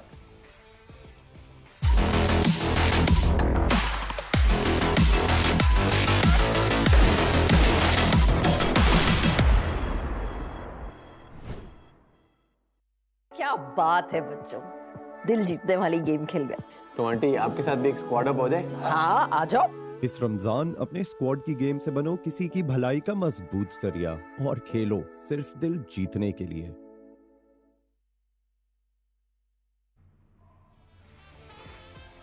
Welcome back, guys, after a short break, and we are back with the test segment after post match 3. This is your host Essen. Alongside me, I have Ehana. Ehana, again a win for Aegon XI8, but the best thing is QWERTY wasn't getting the momentum for themselves, but this time around 2 consecutive matches and they just finished on the second spot.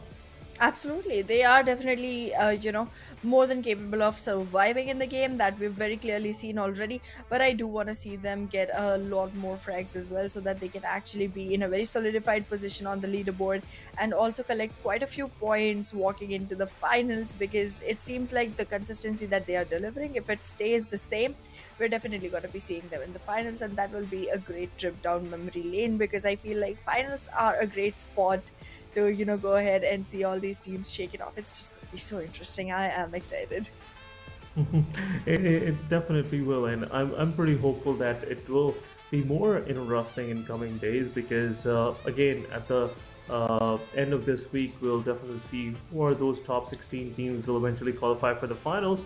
But some of these teams are not learning from their mistakes. We have seen this quite some time. Negative Esports, Team HR, they are going for those early fights. They're confirming those elimination points, making it difficult for some of these teams out there, but eventually get eliminated right after that first fight, which is not a good sight, especially if you want to get into the finals.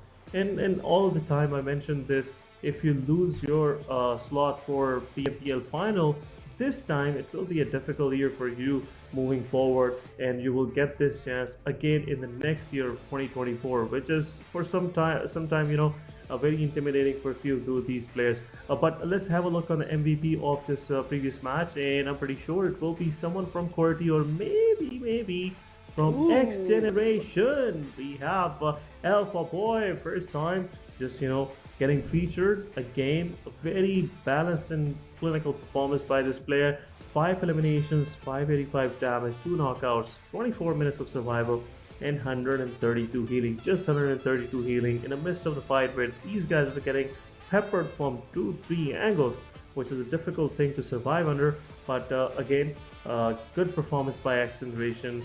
A very good support by Alpha Boy 77 for Shami, for XGeneration Thug, because this guy was keeping himself busy, also giving revives to the team players, and just collecting few frags for himself and the team as well. So again, a well-deserving MVP, and a big GG's to Alpha 77.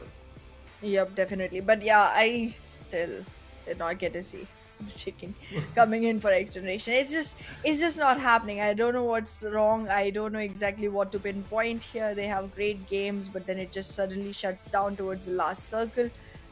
I don't know what's happening. But yeah, the people who did know what's happening made the best out of it. And let's just take a look at the top players who made the biggest impacts in this game. Yeah, the impact is very certain, and it's mostly coming from XGeneration. 9 total elimination right on this graphic only, where Shamir with 4 eliminations, 5 for XGeneration, Alpha Boy 77. Then we have R3G Naki. Where was R3G? I guess they got eliminated pretty early while they were just trying to keep it to themselves, while against having a fight, in the fight against Team HR and some of other teams. But Mr. Kala from the Grounders, 4 elimination for him as well. Then Khan from Team QWERTY, 3 eliminations, and some of these eliminations were a result of that precise shots from his sniper, from that Mohsen Negan. And it's been a long time we have seen some of these good snipers, but thank you, Khan, for serving those moments to us, especially against the players of XGeneration. Absolutely. But yes, XGeneration has not fallen behind when it comes to the match summary. There's quite a few players from their side showing up into the occasion. But yeah, look at that. Even after ending up on the third position, they did have a 3 point advantage over Team QWERTY because of the number of elimination points that they grabbed for themselves. And yes, this is gonna place them on second position. But when is the dinner coming? Are the menus corrected? Are you serving for a vegetarian restaurant? I do not understand. Where is the chicken? Where is the chicken? It's a big question, and X generation, they're just figuring it out, like how they're gonna serve it and how they're gonna get it every time they go for that aggressive approach, and somewhat it doesn't work for them. But let's see what will we have for the coming two matches. But on the second page of this particular match ranking, I'm seeing many of these zeros, which is again a part of the big problem. Some of these teams are not learning from their mistakes, especially this week, pointing out at NES, two of their matches were like an early exit. But let's have a look at overall ranking for this week with Aegon XI with 140 points. They are just running with the first spot for themselves. R3G with 113 and slightly far behind, 27 points difference, which is a big difference for any team. But X Generation, with their consistent performance with their frags, they are on the third position with 90 points. 3X also in the mix. They just got eliminated pretty early previous match, but overall they're performing well. But second page, we have some improvements going on. QWERTY with just two matches just escaped from the 20th position to 16, and if they keep it going like this, I'm pretty sure by the end of the day we'll see them somewhere in top 12. Well, I would definitely love to have that view. I mean, Team QWERTY, Team H2E, these two teams, even the last week, they weren't doing pretty good, but in the end, they made sure that they were in the top 12 to make sure that they were playing the bonus match. So I am expecting the same kind of, rush towards the end coming in from both of these teams. However, Team Tough, I want them to be very, very strong at holding their fort, at holding their position, so that this time at least we see them playing a good game towards the bonus so that they can enter the finals with great advantage.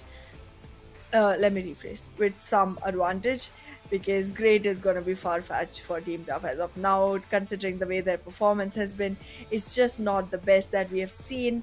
And I mean, I have better hopes for Team Tough. I've heard from you as well that Team Tough actually has a lot of caliber, a lot of potential that they're just not putting out there. So yeah, want to see more, waiting for more. And yeah, just for all the teams that are refraining from giving us the chicken. Okay, I'm ready to make a compromise. I'll be fine with a vegan chicken as well. I mean, fine by me. Just get a chicken. Yeah, it will be a sight, I just want to see a vegan chicken as well. Haven't seen it in a while, but again, some of these guys, it's a hard time for them to understand what they've been asked for. But let's have a look on the schedule of the day. We are jumping into Miramars. We're left with only two matches for the day, guys. And Group B is on the benches, so probably we're not going to see Team QWERTY playing this time around for this Miramar. Definitely they will join us in the final one. But Group A, C, D, and E will be in action. And match is going to start in a few minutes from now. But again, referring to the point, I must say, some of these teams, their strategy, the way they're approaching the gameplay, it works for the first few stages of the game, like till the 5th stage of the game. But once they are too aggressive, overextending, just hungry for the kills, they get punished bad. And most of these teams, they just don't show any pity against the overextenders, the guys who likes to play risky, and they thrash you, though they obliterate you in a way that you would least expect. And in case of some of these teams like Magnus Esports, they were just rocking every other squad out there, but the moment they faced the duo of Team QR, they were just having no answers to the aggression, to that defense, I would rather say. Magnus Esports was a little more aggressive in that situation. But as we were hoping, the way they started, it would be a good end. But the moment we start hoping, guys, these guys just hop somewhere else. They hop to the lobby. But the match has started, guys. and it's the fourth match of the day and 14th match of the week. And we are jumping to Miramar. But again, very good playing path. Very good playing path. We've been seeing some of the good playing paths. Not like in in the previous week we have seen most of these playing paths more focused toward the south side or the extreme north side. Edging on the map. But this time around we're seeing some good player paths cutting these maps into like good halves and helping teams to just go easy to their drop location and don't have much of the stress of going for those vehicles initially and eventually trading out a few of their players for a Mirado, which is not a good thing. Players are more important than a Mirado, but some of these teams do risk for those vehicles and eventually pay a good price for that. But talking about this playing path, a very good one, very diagonal. I can see most of these teams are already into their drop locations. 1-4-1, a very interesting split, which two of their players are in the Bronca, one is in Campo Militar, one is in El Azar. No one is around, so it will be something not being punished by any of the oppositions. But overall, a very dispersed strategy from them. But look at that circle. What's going on, Ehana? Do you have any explanation for this? I have no idea. This is, I mean, my guess is as good as yours. I have no clue what's going on right now because these teams are going on bringing up something random onto the board. For them, it might be calculated. From our perspective, it just feels very weird. Look at H2E. I mean, I get it. You had a great performance, but we know there is nobody around and you're going to be safe. Do you know that? No, you're still walking in solo and just trying to capitalize more and more space. So, okay, I'll bite. Let's see how long you survive. Impala, however, is going to get capitalized by X Generation, and that area is going to be a great start because X Generation being one of the aggressive ones that want to make sure more and more tags come their way, they could definitely make the best out of it. They have an easy team right next to them that is going to be freestylers very close by, which could be an easy target. And they also have a difficult team to start off with just to make sure that the last circles are easier than expected. So Egon XI8 is also going to survive right next to them. X, Seventh Element, Regicide, all of these other strong teams definitely are going to be very far away. They're out of reach as of now, but you can expect them to lose a couple of players here and there as well. However, Seventh Element, I feel like this is one of the maps that they make the best out of because even though they've had more teams on Erangel, the kind of playstyle they adapt to, like collecting information and then working on it, like adjusting their strats depending on the amount of teams, amount of players around them. It's just easier to do on a map like Miramar, where you can be very far off and still make sure that you're getting the best out of it. So yeah, it just feels like it's gonna be a better map for Seventh Elements, if and only if they perform the way they were performing in the first few days of the series. I would say I'm not that happy with their performance on Sanhok, but overall, Seventh Element they performed pretty well, especially even previous two matches. Look at their performance. Uh, in Erangel they managed to get to the top three. Then in the third match of the day, they were busy initially. They were picking up few frags here and there.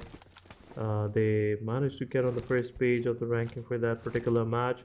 But yeah, you're pretty right. The way they started previous week, expectations again they just stack up upon each other, and the more they perform, the more expectations come into the play. And we have seen Seven Element delivering all those expectations according to those expectations.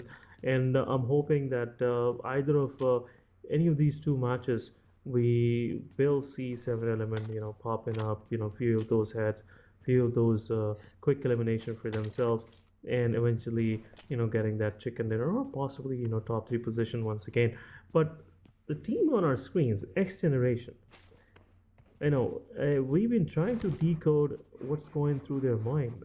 Every now and then they start pretty hard. They start like they're just here to strike each and every individual out there on the battlefield, and they'll make sure that they get the most out of you. They just give you third parties. They give you like slam-ins, but the moment we step into the fourth phase of the game, someone XGeneration just start losing their players, and it gets harder and harder for them to just maintain themselves, just to keep it to themselves, that aggression that they have harnessed over the few stages before that, and they somewhat just burn into their own fires.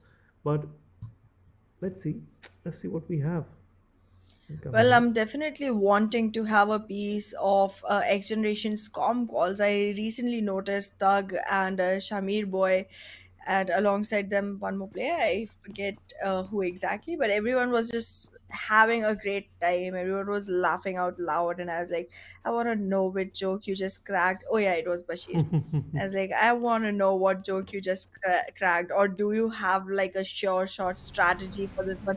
What is going on? I'm hoping for the second one though. But yeah, with the smile that they had at that point, it felt like they have it in their pockets. It was a very triumphant and I got it type of smile. I'm looking forward to them being the ones that actually got it this time. They reached very far the last game, got disappointed, but it's okay. That's how life is. Yeah, but again, it was a very risky position for them. Teams like QWERTY and Aegon Excite realizing X Generation have to leave that position, so they were just waiting. They were just waiting. XG, they managed to survive there for quite some time. It's very rare to see any of these teams surviving in this kind of situation where two of the squads are pushing at you. They're creating those angles, cheeky angles on you, and you still survive somewhat. But let's see what we have for the coming matches from X Generation. They are in the center of the circle. They are in a premium the real estate location on the map, which makes them more of a victim for all those teams coming from outside. And it will be a hard time for them in this match to defend Impala, because Impala is kind of an open city. There are two ways to just get into the Impala, and either way you use, you just surround the team which is already sitting inside. But we are seeing some heat markers on the map this time around. Evil Boy getting eliminated by the hands of TFT. One of the players is down from TG, and TG again, it's not a good start for them initially, because they have just stepped into the circle, and the moment they stepped in, they lost one of their players. But the golden Mirado, the gem of Miramar, is with the players of TFT. They picked it from Hacienda de Petron, and seems like they will be enjoying themselves for quite some time, because I really like this golden Mirado. Is that bling feel of Miramar, like you're just going around, and the moment in the fight the golden Mirado shows up, everybody is worried, like, okay, these guys have just aced Hacienda, which is a difficult drop location, and now they have the golden Mirado, so we have to be careful. But in competitive, I don't know, what should we make out of it? Yeah, absolutely. Like, competitive is definitely a completely different game, to be very honest. You have to be organized, you have to be strategized. So, yeah, as you said, I don't know what to make out of it. But yeah, the players from the side of Team Grounders already managed to lose Evil Boy without having anything in their advantage. The first blood of the whole, map was drawn by the Faulty Devils. Great start, but I am not sure if we're gonna see this continue. Finally, freestylers working on their name. They've initiated a fight, they've rushed in, they're trying to make the best of it. Miracle is already on his knees, but there's gonna be an easy revival that is possible for him while Cairo and Home to take care of all the players from the side of freestylers. There's gonna be enough room for Zarbaf to go in for a flank. He's trying to come in from behind, but Black already knows it. Black has his eyes set on the spot. Zarbaf will have to fall back, and Black is gonna follow through. This is an important fight for both the players, because this is what decides whether or not 3x even stands a fighting chance into this one. There's a great push coming in. Oh my god, that is going to result into an elimination. In any case, they are going to be walking in with a man disadvantage, at least, if nothing else. But there, look at it, trying to jump shoot, but dies on the spot. And that is it, a complete elimination of 3x at the 16th position. What is happening? Just like you said, I don't know what to make out of it. This is very rare to see that 3x, the way especially Black and Malik pushed in, drop shot, he did the job. He, gave the first knock on 3x, they pushed in, but again, a 3 versus 1 situation, drop shot got eliminated. Malik just, buy some more time for Arham and Black to show up to the party, and eventually they won the fight for themselves. But GG's, another good fight from Freestyle. Again, much needed of these elimination for them. Unfortunately, they lost one of their players, but they got 4 elimination for themselves, so it's a good start overall. But on the other side, we're seeing Team TG and Team AHR very close by. Circle have just gave its first shift, which is kind of more centralized in the outskirts of Minas and Raleigh and Impala. So Impala is no more a premium location. So A2E, they are moving as well up, towards the northern side. On the other side, we're seeing Team R3G versus Team Tough. Grappling Joker Sir is knocked out, will be confirmed. Team Tough Haji is trying to give some cover fire, but Waz is also knocked out, so it'll be difficult for the Team R3G to revive Waz. But let's see, I hope that Team R3G don't just commit too much to this place, but Tough Joker bleeds out. 2 of the players from R3G are down, and I believe this is the time where Team Tough should, just aggressively push in and confirm those frags for themselves.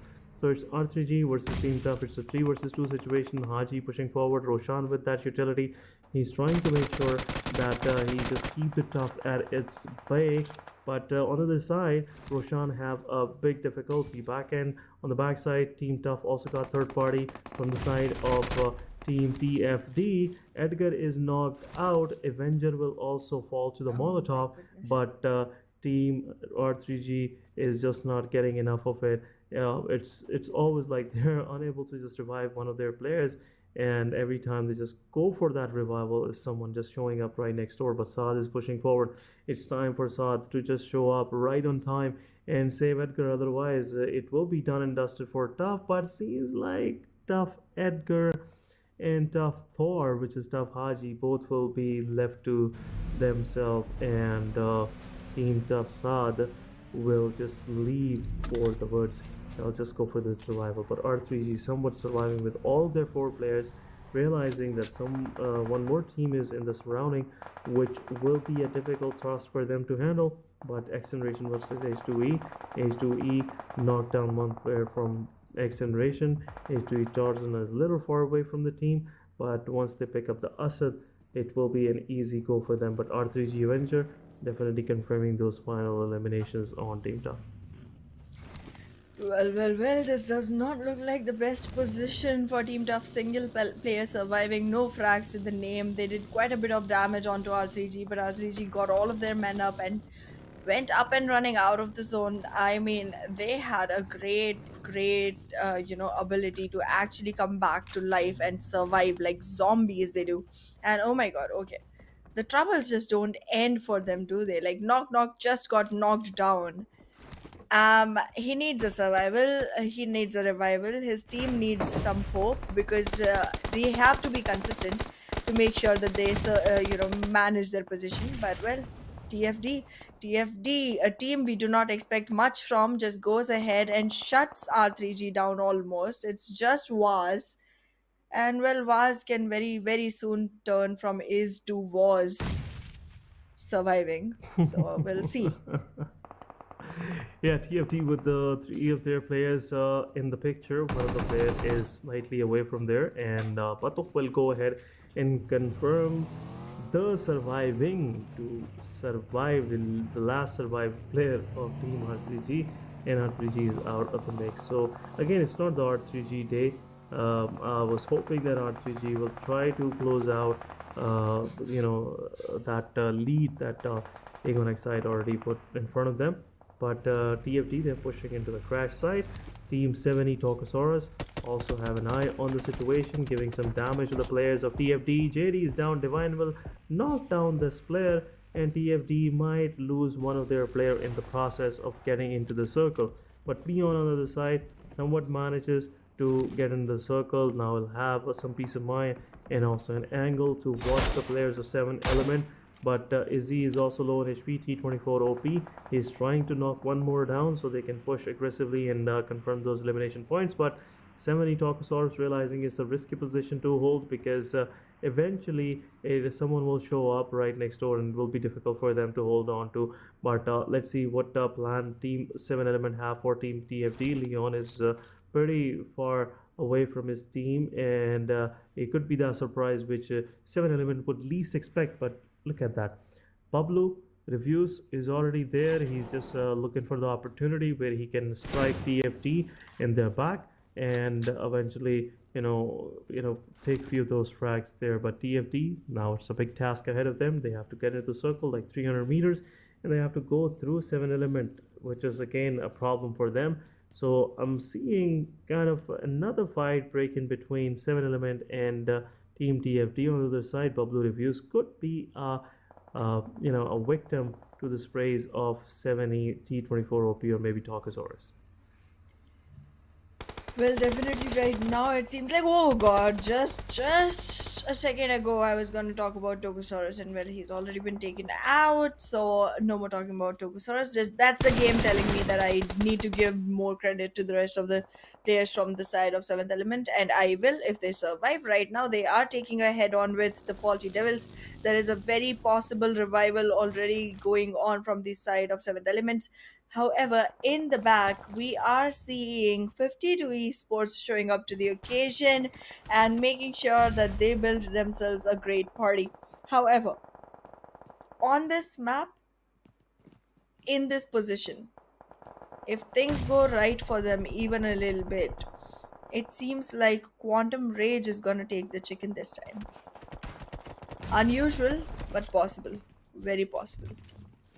Yeah, there is a big possibility that eventually, we can see QR getting that chicken dinner, but they have to deal with the final player of HR. Here is there. He is trying to go head-on against a whole squad of Team QR, which is a difficult task for that guy, but eventually he'll try his level best. The team will push forward. They realize the guy is right behind the box, but still they somewhat couldn't just, figured out where HR's final two players are, but still it's a difficult thing to just hold on to HR. They are pushing forward. Goku will be getting some damage from players of the HR's here. Also they will confirm here. The final player will push in. Next will also get confirmed, and HR is out of this game on the 14th spot. Slightly late, but surely leaving for the lobby earlier than rest of these guys surviving. But after these three teams getting eliminated, it'll be kind of little silent for a while, but I'm pretty sure there'll be more fights breaking in. But Aegon XI, they're pushing in onto the team BABLU. Aegon is low HP, 52 Esports location and cannot find one. Freestyle also being taken out. Freestyle is the one right now being in the crossfires, but Aegon XI is expecting Black to come up with this kind of performance, but at last Blade confirming final player from Freestyle, and it's over for Freestyle in this match as well. So even with that initial fight against Team 3X, still Freestyle couldn't manage to survive for long, and this pin kind of script repeating on some of these teams who have some early successes. But on the other side, we have Team BABLU with two of their players down. Team BABLU, Team Wolf, and I believe Pan are the only ones surviving right now. And on the other side, we have Team QWERTY with four of their players standing with 4 eliminations in their backpack. Seeing the situation, Team BABLU is the only one in a very favorable position into the circle, which will eventually will get stolen out by Aegon XI or maybe 7 Element. But the way 7 Element are just maneuvering themselves around this circle, they are grabbing a lot of attention from surrounding.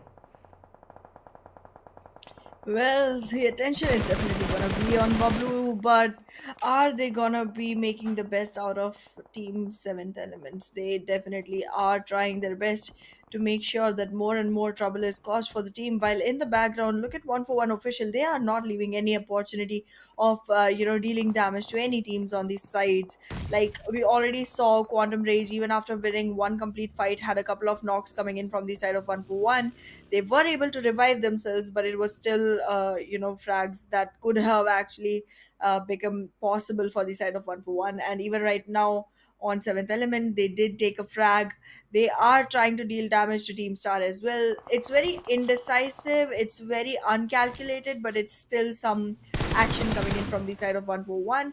But yeah, they do need to pick one direction and move in that. Right now all they're doing is being a spoil sport for all the other teams that are around them, but they soon have to start making their own game plans and not depend on the location of the other teams. So we'll see. We'll see if they're going to be able to strategize that. But in the meanwhile, 224 OP will take complete revenge from Teen Wolf by shutting him down, while Bablu Band gets completely eliminated alongside. Oh my god, both of these teams, Quantum Rage and Seventh Element, somehow unknowingly teaming up against Team Bablu. The survival just did not become possible. The number of frags just wasn't good enough. Team Bablu back to the lobby with nothing in hand but 2 mere points. Yeah, 2 points not gonna help them improve their position overall. But Team TG versus Team A+B+C+D is happening. Good cover 5 from IQ, confirming the final kills, and TG is out of the game. But we are just left with 8 of our teams, so half of the lobby is out of this mix, and it's this 5th phase of the game, and 6th phase, I'm sorry, and Team QR on the other side, keeping themselves busy against Team 52 Esports and Team A+B+C+D. Once Aegon will have their players revive, they will definitely see the possibility of getting into the circle, and it could be a possible fight breaking down between QR and Team A+B+C+D. But 52X is also watching in the direction where Team Aegon and Team QR can possibly stick their horns together. But A+B+C+D, IQ taking one player down, possibly close to taking another player down, but Senior confirming that kill. Ghost will go for the revival. We still have some time, and if the revivals are possible, it will be another possible fight, another end to the fights of QR. But QR still, they are managing themselves. 3 of their players are up, and possibly after this, Team A+B+C+D will go for the fight. But Ghost getting another side also opened up. LC will knock him down, and Team QR, I believe they have realized that they are on an advantage, and that's the reason why they're pushing this aggressive forward. But 52 Esports is also in the back lines, which is making things difficult for Team QR to revive their players. And I believe QR will revive their players, but it will be difficult for them to move into the circle, because as 52 Esports is already guarding that angle. But once 2 of the players of Aegon are back on the track, they haven't realized Goku is right next door. Kuzum will definitely go for those kill numbers. Kuzum realizing that it's too late for him to just hold on to this position, because Blue Zone is right on his back and A+B+C+D is out of this match. So this time around, not a chicken dinner, but still they managed to get 6 points for themselves, and GG's to the players of QR, the way they kept themselves, kept A+B+C+D out of the circle. But another nade coming out from XGeneration, taking down Joker 1 versus 99. H2E Tarzan on the other side, keeping himself busy against Team XGeneration.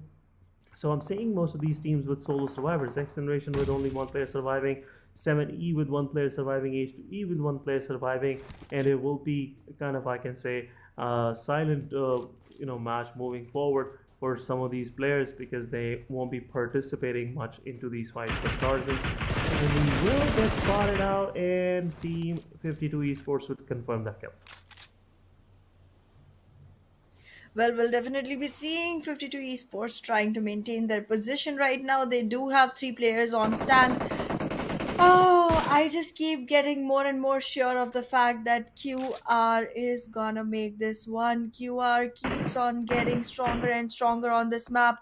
The way they started, it was literally just 1 frag in when the game started falling in place, when you could literally tell from the way they were playing that they have calculations in mind, they have strategies in mind, and when they do, they make the best out of it. They make the best of both worlds for themselves all around, and that's exactly what we're seeing them doing as of now.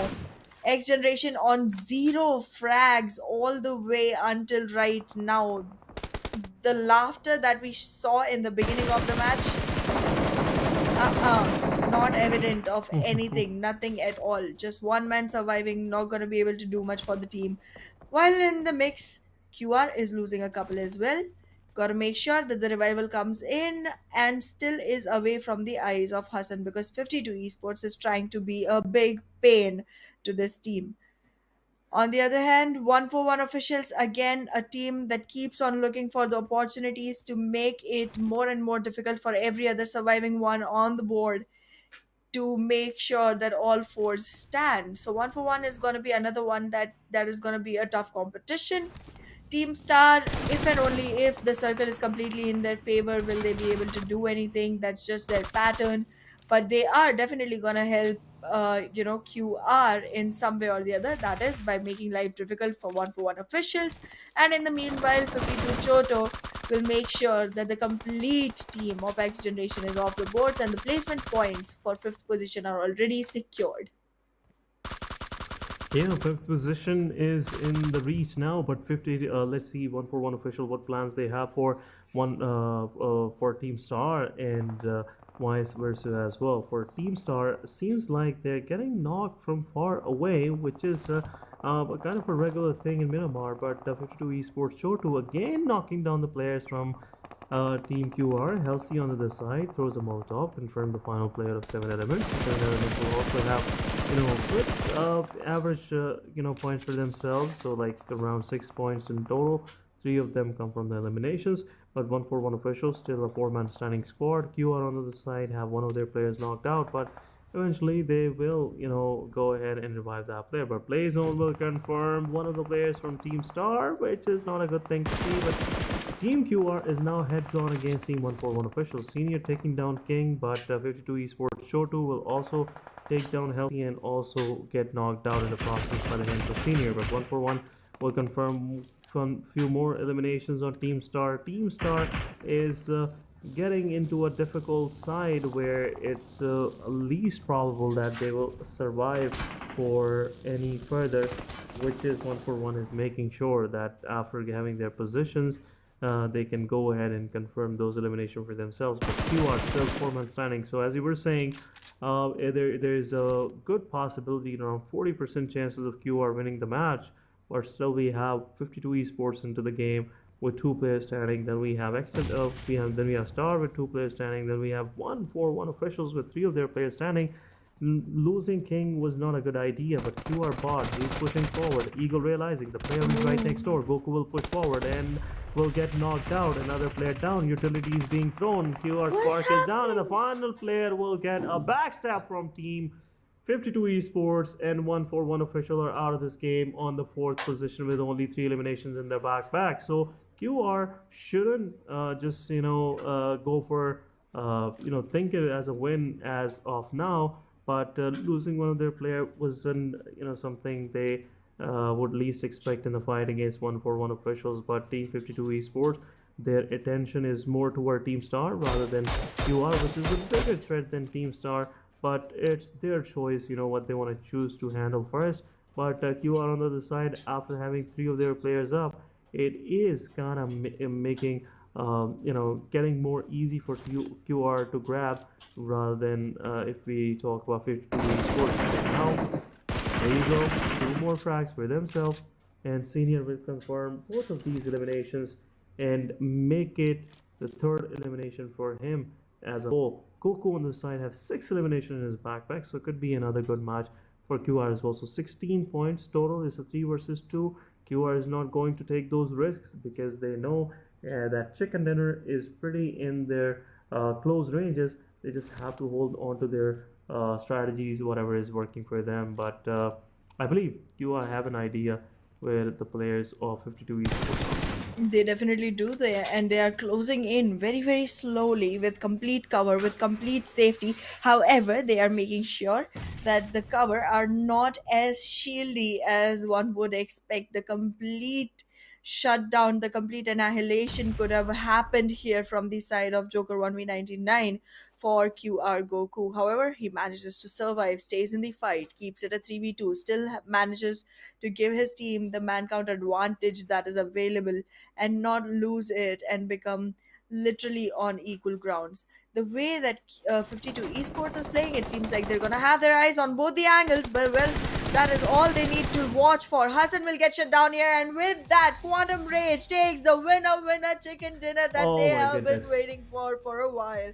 This was so calculated all the way from the start to the end, from the first frag to the last. Every single move, just making them stronger and stronger in the lobby.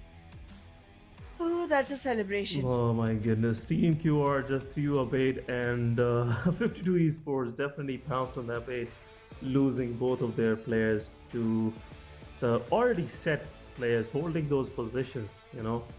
Spark on purpose went into the open, just try to give Hassan a challenge right on his face, but Team 52 Esports didn't realize that it was just a bait, just to get out of their covers, not to get into the fights.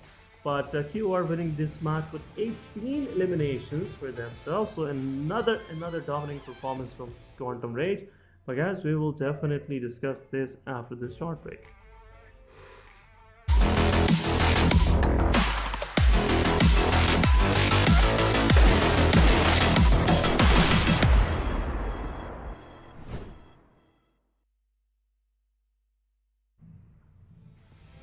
Well, welcome back to PMPL Pakistan Spring Season 2023. I'm your host Anna, and alongside me is Ehsan. Ehsan, QR keeps delivering great performances. They show up once in a blue moon, but when they do, they make it bleed blue all through. I mean, the last time, if I remember correctly, they had 19 eliminations to themselves, 29 total points, and Senior had 13 to himself alone, which was record breaking.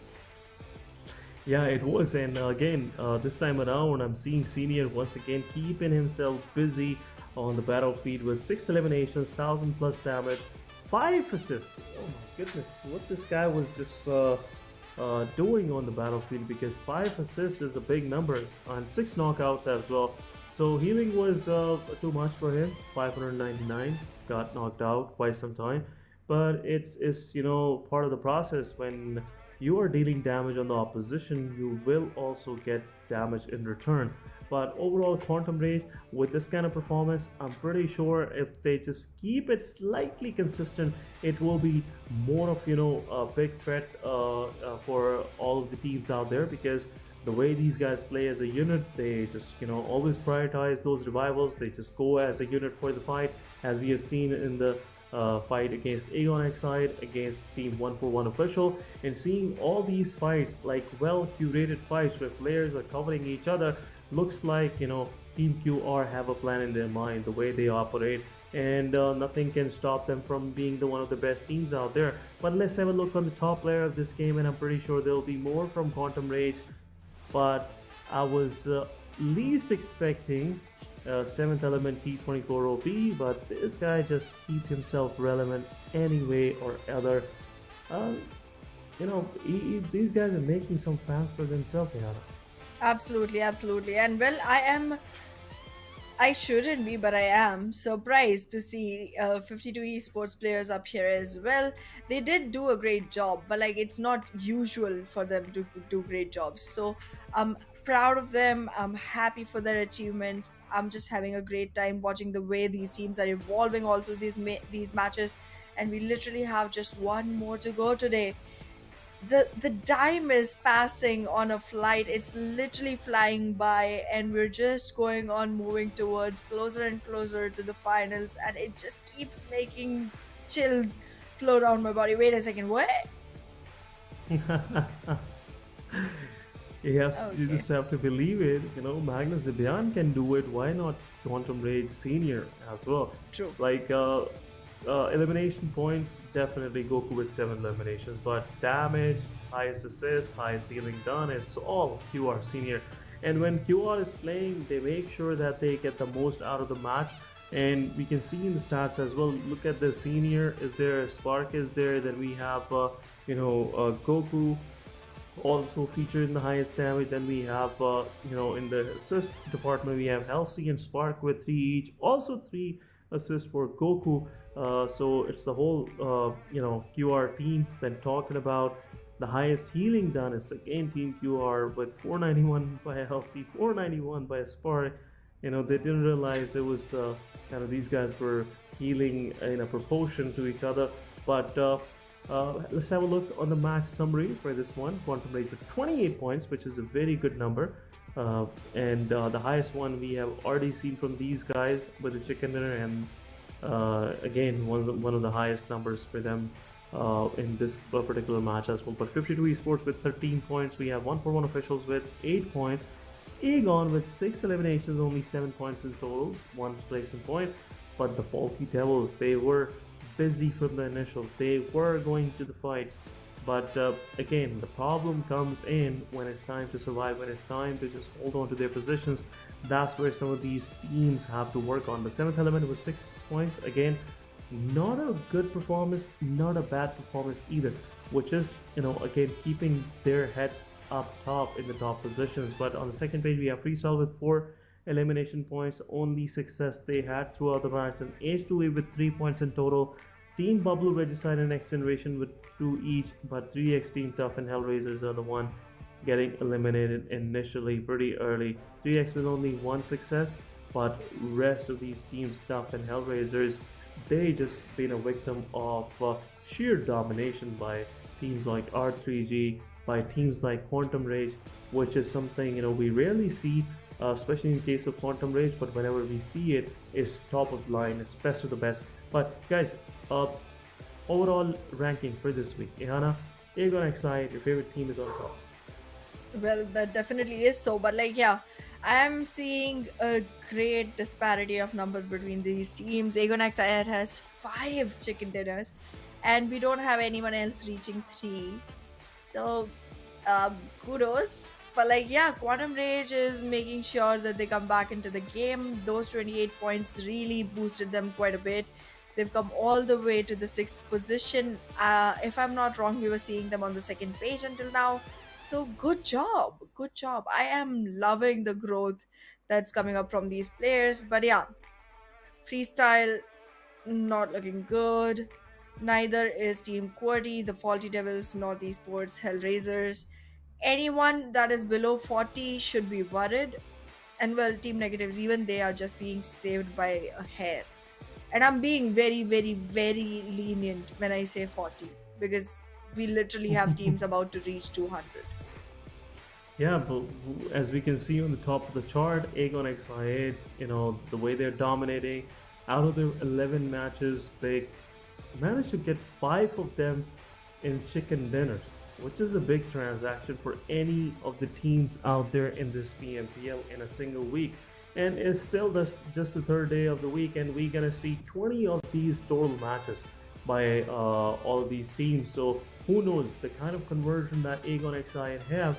I'm pretty looking at a big number like 8 or 10 chicken dinners overall. But let's see if this push will get any sort of reality or something like that. But it's the final match, guys. We'll definitely have a look on the schedule. But before we go there, I must say, guys, thank you for your support. We really appreciate you all showing up here and showing your love for both of us, and also for the action that we guys are witnessing together on this PMPL Pakistan 2023 stage.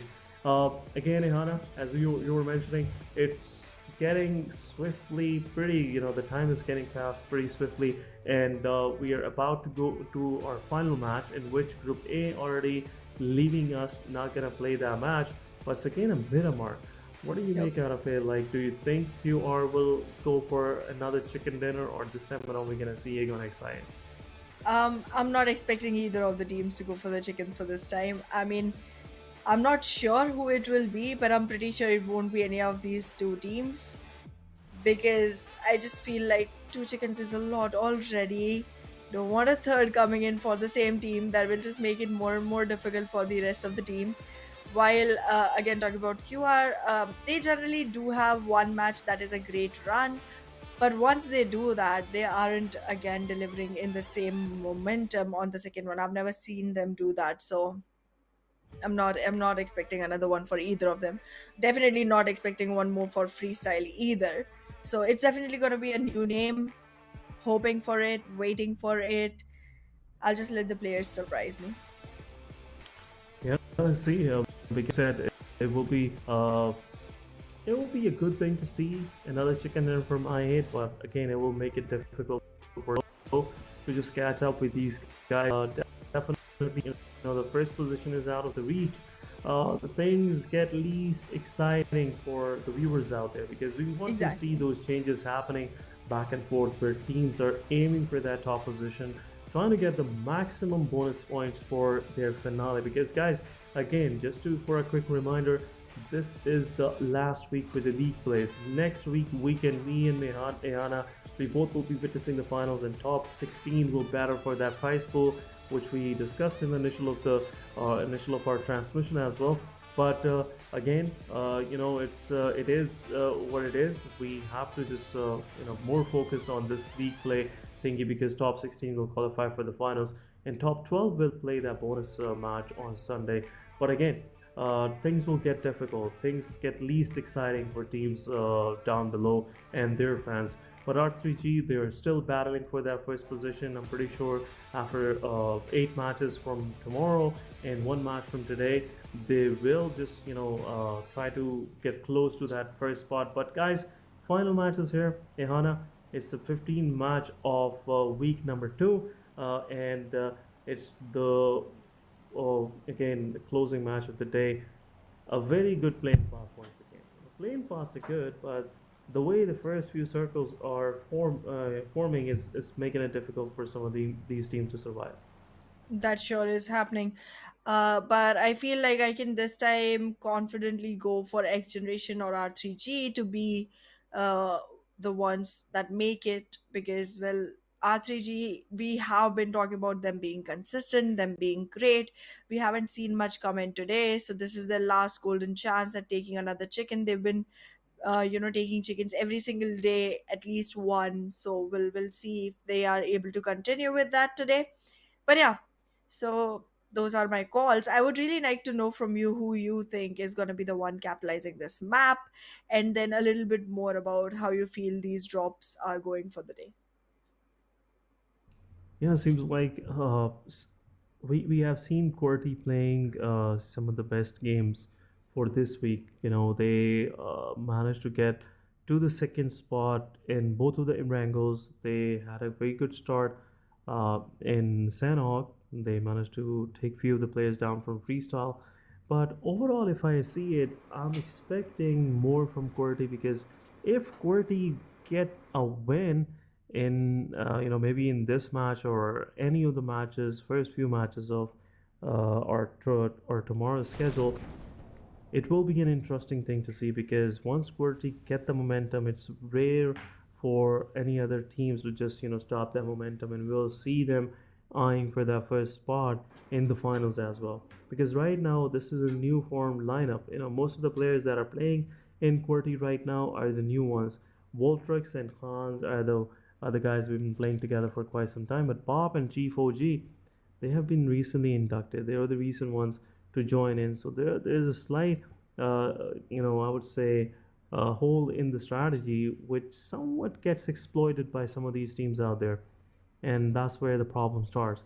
But I'm pretty hopeful that QWERTY will eventually get that momentum and will start going for themselves. But looking at this circle again, a good part of the circle is up north, slightly outside the map, and the rest of the places which are available for players to hold on to. There are only 3 cities available. We have water treatment, then we have La Cobria, Torre Amuda, which will get eventually cornered in the coming shifts. But water treatment is a good position to hold on to, and that's what Team Star is doing. TFD is also close by. Yeah, I mean, I feel like Team Star is going to get a best position advantage here, and we have seen them capitalize on that once before. If it happens again, I'll be more than happy to see them not be just a one-hit wonder. But yeah, in the same time, I am also not going to be overexcited for them just yet, because that just puts the caster's curse, and I don't want to be the one doing that to them. They really need the victory right now, so not gonna jinx it anyways. But yeah, we are seeing Seventh Element going all the way back to their own, default drop location. Same for Agonex I8, two really strong teams, generally making sure that they are on two very opposite, positions. Impala is going to be capitalized by XGeneration, just like yesterday. We are seeing negatives, make sure that they go to La Vendetta whenever they know that Team Star is not going to be a problem for them. Earlier, they were starting to try and get in the way for negatives a couple of matches, but yeah, this time it seems like it's going to be a lot of teams that get to be solo on their favorite drop locations. Yeah, Negative Esports, they've been switching around a lot, especially in Miramars, because they were just doing that split drop strategies, which wasn't working for them. Sometimes they got picked by Freestyle, sometime around their players will, get a surprise from Aegon XI8, which is not a good thing. In the initial of the game, you have to deal with these surprises, and most of these surprises are not the good ones. So Negative, again, they are learning from their mistakes, but again, the execution is kind of more of an amateur execution. The way some of these desperate teams do, they like to go into the fights, they want to take it heads on, but the holes they leave for other teams to exploit, it makes it difficult for them to survive in the fights. Like, for example, even if they get the first knock on the opposition, they get 2 knocks in return, which just make things more favorable for squads like if I say so, BABLU or maybe Aegon XI8, because these guys, they are just accustomed to go for the fights where one player have this mindset of dealing with the whole team. He just wanted to clutch it out so his team can survive. So if in that case, if I say so, I must say Negative Esports have to learn a lot. It would be a learning experience for them, even if they don't qualify for the finals. I wish them the best of luck for the coming years of their competitive journey, but right now I'm not seeing that spark which can take them to the finals. Somewhat, if they go to the finals, yeah, they will fortify their position in I would say in the coming PMPL seasons as well. But on the other side, I'm not seeing them right now with this particular performance to eventually go to that finale that we are already discussing much about. Well, I'm literally seeing H2E try to chase 141 in the complete opposite direction of the circle. They are gonna have quite a long distance to cover. It's difficult, it's desperate, it's unwanted, but again, something unavoidable. Both of these teams going again into a fight that does not result well for either of them. So I don't know why our teams keep creating these situations for themselves where they can win and still lose at the same time. But that's just something they've been doing these times. So I don't know what's going on in their heads, but whatever it is, I want a peek into it. I want to know what's exactly their thought process right now. But yeah, at the same time, talking about Regicide. Whew, is this team gonna make it today? I am still questioning that part, because it just does not give me any fortified reasoning just yet as to why and how they can. Team Star, they were in a great position the last time the circle favored them. They did take their first ever chicken. Hmm, is history gonna repeat itself, or is Seventh Element just gonna make it done and dusted for Team Star already? Yeah, but again, in this particular situation, it looks difficult. Even Team 7 Element will have any success on the players of Team Star. Like, if they manage to knock one player down, it will be, it won't gonna take forever for them to just close on to the players of Team Star, and it will be a difficult situation for them, because by the time they will arrive right underneath this bridge, the player from Star will be healed up, revived, and it will be again a 4 versus 4 situation. So everything will be in vain for all the efforts they will make. So the good bet is just close in, go on a full-fledged head-on fight, and just play with your chances. Like, make it 50-50 for either of these teams. So Let's see what 7 Element is gonna do. But right now, with these peeking, poking, seems like both of these teams are not interested in a full-fledged fight. Otherwise, they would have done anything, any actions to prove it wrong. But there you go. Circle shifts. Team Star. Now they have to move as well. Same goes for Team 7 Element, realizing that there's no more time left. But Magnus Esports will take it down, buzz it, and they'll definitely buzz that guy out of this lobby. The rest of the team, Negative Esports, is going away. They're just going for those close quarters where they can just hold on to this. But Magnus then taking another player down from Negative Esports within no time. 4-man standing. Negative is just left with only 2 players surviving, and now Magnus realizing that these guys are going for that same compound. Not so. There's a change of plan, and let's see how far Magnus can chase the players from Negative Esports. Seeing monster truck or spotting a monster truck from this far away is not a big deal, but there you go. The mistake could be one of the bad ones, and if finisher go for a spray, it would be a more convenient way to just knock the player down rather than using a mini 14. But Magnus Esports, they have just tasted blood and now they want more. Well, it does seem like Magnus is definitely gonna try and chase Negative Esports all the way out of the lobby. It's not enough for them to feed off of just one player, but they are missing shots constantly. This is not working out. What is happening, Magnus? How are you not connecting any shots at all, not dealing any damage at all? This does not look like the Magnus we know. This does not look like the Magnus that was literally ruling the leaderboard at one point of time. This does not look like the Magnus that we can have hopes from. It's it's getting more and more disheartening. It's getting more and more difficult to root for them going forward. It's getting more and more, unlikely to see them win at this point. But yeah, in any case, they do survive with all fours. They have a couple of frags. Suddenly, they look like one of the team that has a certain chance as of on the leaderboard that we have on our screens. But other than that, I'm not seeing much for them. Not this match.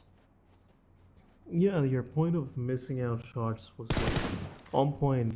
They got a chance like twice or maybe thrice where they had the vehicles from Negative Esports players in the open, and they can go for the vehicle burst because it really helps you to just shoot at a target that is bigger than a player, which you can really I can say get the most out of in a fight like this. But there you go, team realizing the right forward, realizing the player could be close by, and this is a big surprise, but timely Tokosaurus will help him out. But Jen is also there. It's a 2 versus 3 situation right now. Team 7 Element realizing that it's time for them to just get the players out of the game, and once they will revive their player, it will be a 4 versus 2 for Team Star.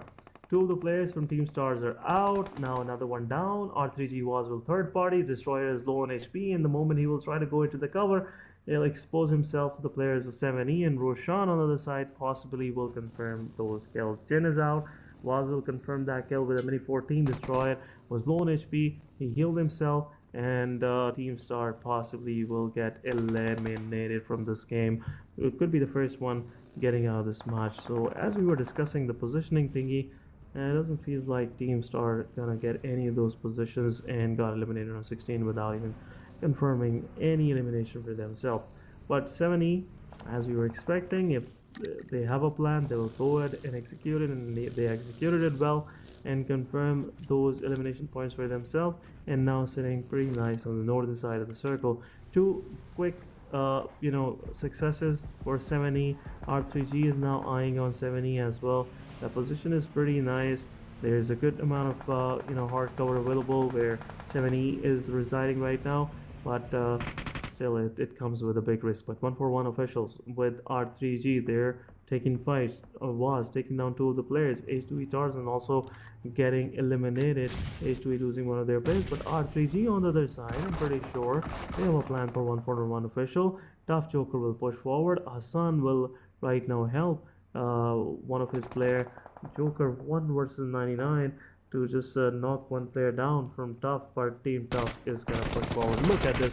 They have Oh, a didn't guy at notice. the back, and this is something Team Tough don't want to lose. It is a drop shot, but all in vain. 52 Esports is out of the game, but there is a third party possibly coming in, which can keep things, turn things around for Team Tough. And Magnus Esports is the one doing that third party on them. Team Tough, they had a good fight, but losing your plays like this really hurts. But on the other side, Magnus is pushing forward. Team QWERTY's pop taken down. On the other side, Negative's Pinkman is being taken down by Chief OG.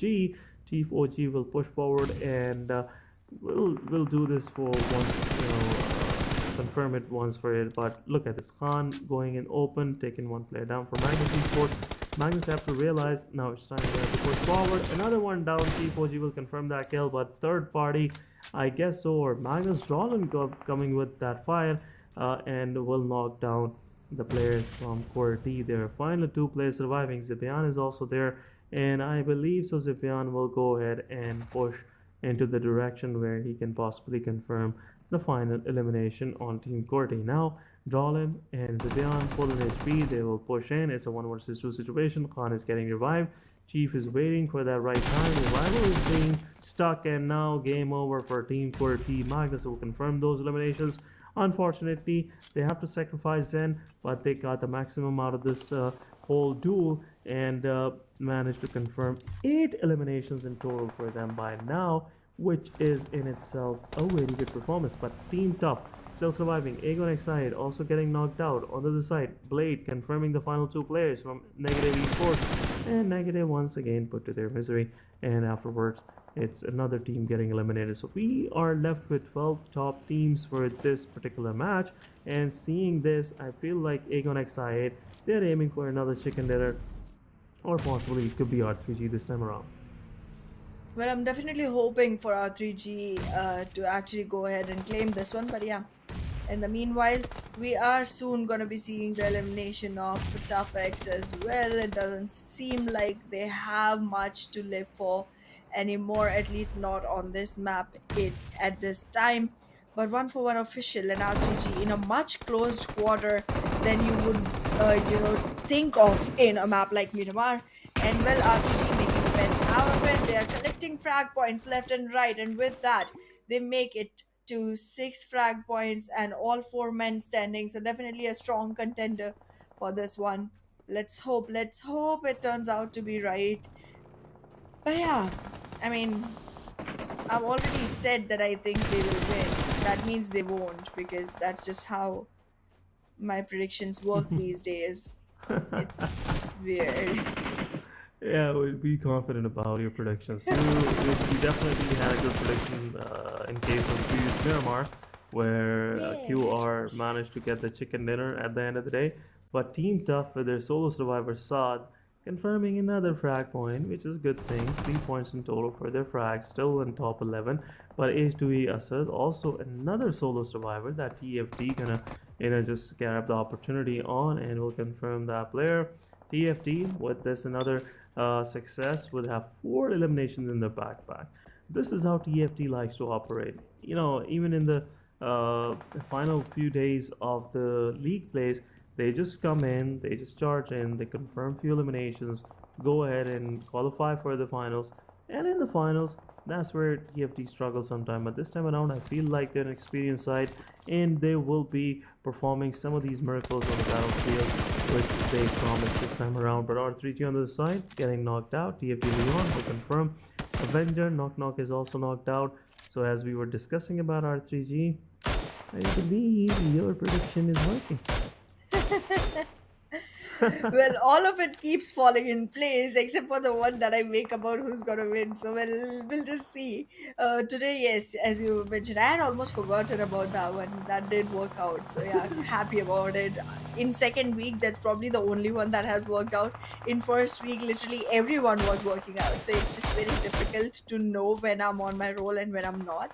But on the roll right now, the one that isn't is R3G, getting knocked down one after the other. And well, 7th Element will also provide some food to the fodder for the side of Team Faulty Devils. This team, they they hardly ever perform.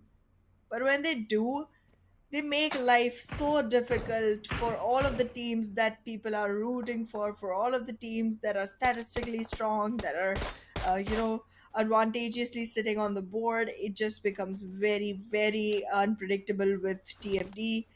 But we'll see. I feel like Agonex I8 is definitely looking very strong right now.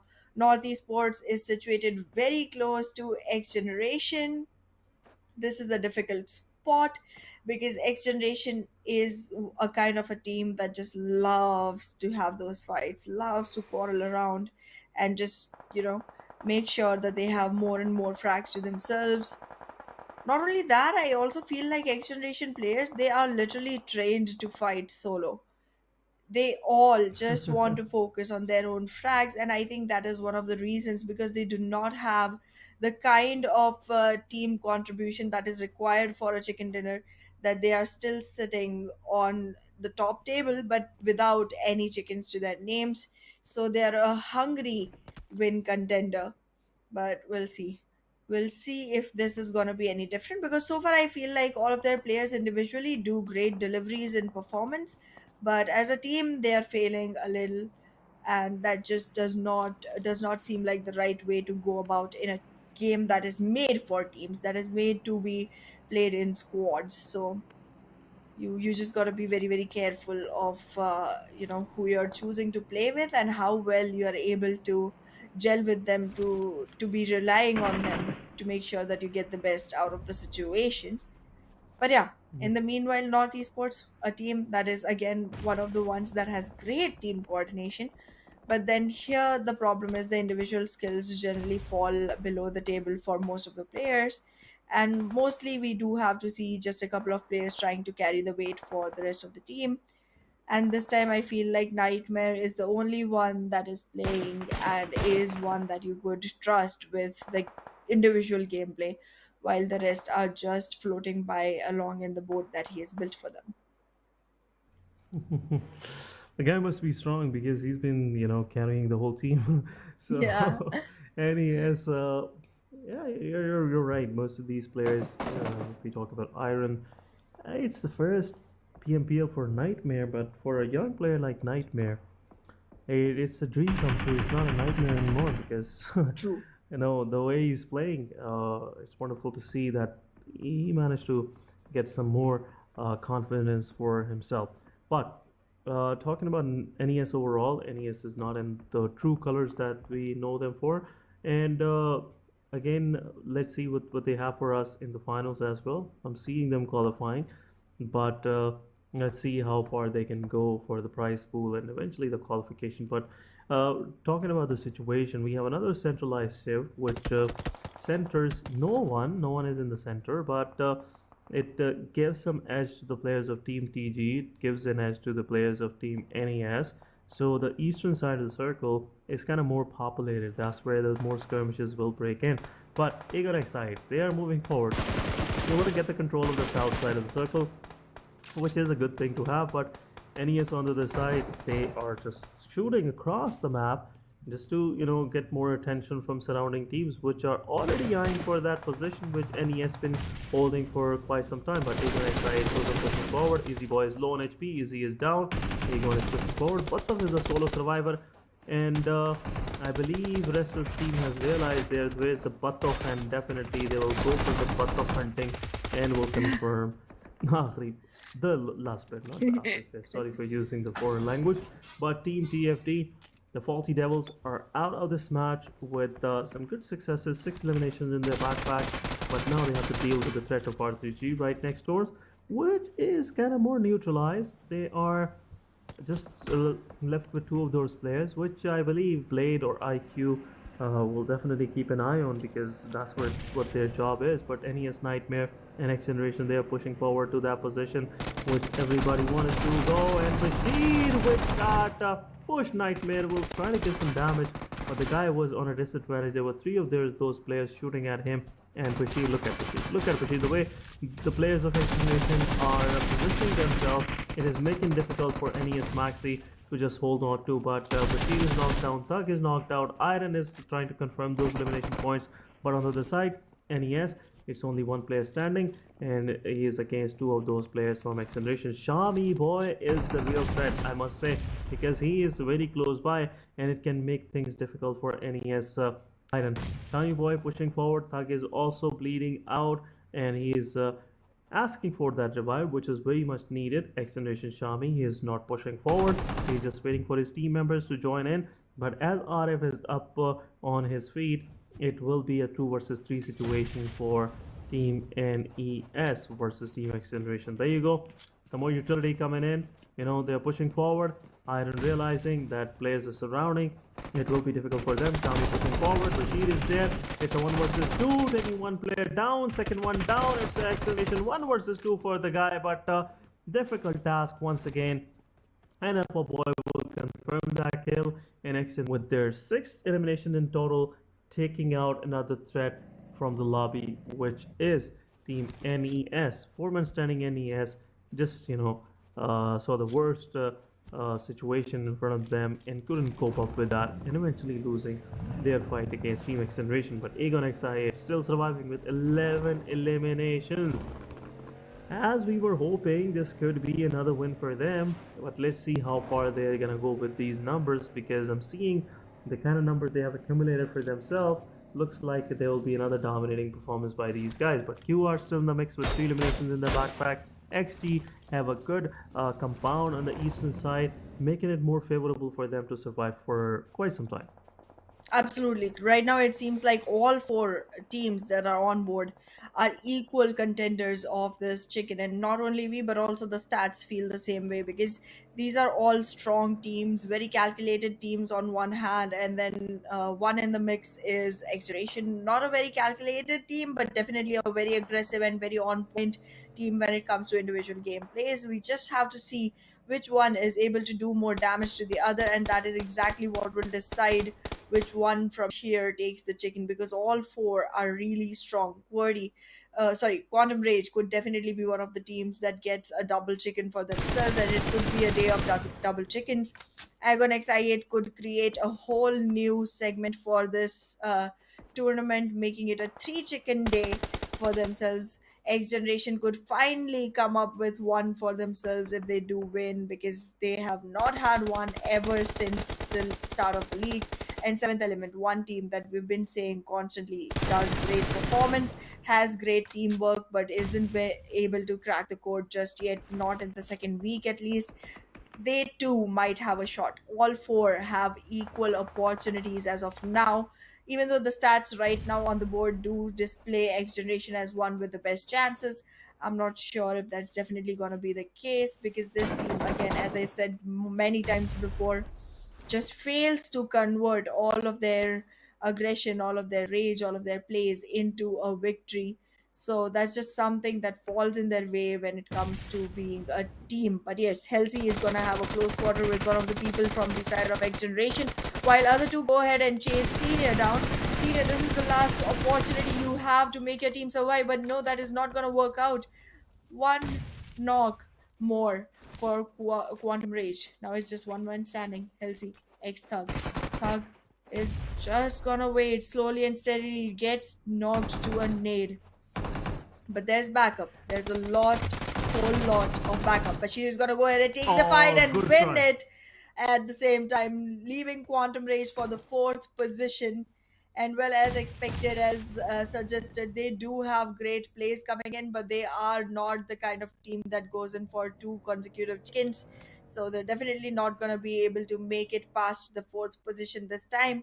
But it's still looking like a game that Agon XI8 could make the best out of. They have the best of everything. They have the best of individual players. They have the best of teamwork. They have the best of strategies as well. So every single thing that all our teams are waiting on from the side of 7th Element and XGeneration, all the disadvantages that these teams hold, they are checked off by Agon XI8 already. They could be the winners, even though I'm still hoping for XGeneration to take it. Yeah, you've been waiting for this moment for quite some time, and rightly so. These guys been displaying some sublime performances, which makes us expect more from them. But XGeneration in this particular match is in a different touch, and the way they're finishing off their fights, it looks like they're aiming for that chicken dinner. But 7E is still the mix, can make things difficult for XGeneration, and as we can see, the 8th stage is about to close in. There will be no more circles from the, after 15 seconds. It will be a difficult one for XGeneration because they are right now kind of more, on the edges. But look at XG Bashir. He takes down T24 OP, but Divine comes in with the cover fire. Ashad will also get knocked out. XGeneration with 2 more successes for themselves. It's time that Aegon X8 will push forward, but XGeneration will confirm those elimination points for themselves. Divine is the solo survivor, which will get an angle from Aegon X8 and can possibly get eliminated. But there you go. Stage 9 is there. Divine is making sure he just bites more into the back of XGeneration, putting them on a kind of an uncertain situation for them to push forward. Alpha Boy is low on HP. The moment the guy will come in the open, Aegon X8 will have an eye on him and will confirm that kill as well. But Playzone will take the final player from 7 element, keeping the 3rd rank, which is again a good performance. 10 points in total from the side of Team 7th element. But this time Aegon X8 pushing forward. Alpha Boy with the nade, taking down IQ. It's a 3 versus 3 situation. Thug is moving forward. Aegon X8 is there. Blade is trying to push forward, but Ghost have to play his role. Alpha Boy low on HP. Shami Hacker is there on the left side, and Thug and Alpha Boy pretty close to the wall, make it difficult for themselves because utilities will be dropping in, and it will be difficult for them to maneuver right, left, center, because that's where the problem starts. But Ghost with the utility, Alpha Boy taking down Aegon X8, IQ with his Molotov. So it's a 3 versus 3 situation. So 50-50 chances for both of these teams to win this fight. But another nade comes in. Alpha Boy low on HP. It could be a following utility from Ghost. But Shami's position is still unknown, and the guy can be a big thorn in the side of Team Aegon X8. Look at this, the way this guy is popping in, and a Ghost will take him down, and Alpha Boy is also low on HP. So 3 versus 1 now, and Aegon will confirm the 3rd chicken dinner for the day, and it's another winner chicken dinner for Team Aegon X8. XGeneration came pretty close, just got a smell of that chicken dinner. Just got the smell of that chicken dinner, but couldn't taste it because Aegon X8, they mean like, and we are just stocking it for the Eid, or maybe some iftaris. So let it be with us. So another one down for Aegon, and they played 12 matches, won 6 of them, which is in itself another record, which I'm seeing not many teams to hold by this time. But 24 points, 14 eliminations in total. Guys are running with the first spot. Hannah, what we gonna do with it? Should we just just let these guys not to play anymore? Because I believe Aegon X8, the way they're playing it, making it more difficult for all the other teams out there. Guys, GG's to the players of Aegon, but give us a break, guys. Give us a break. We'll be right back.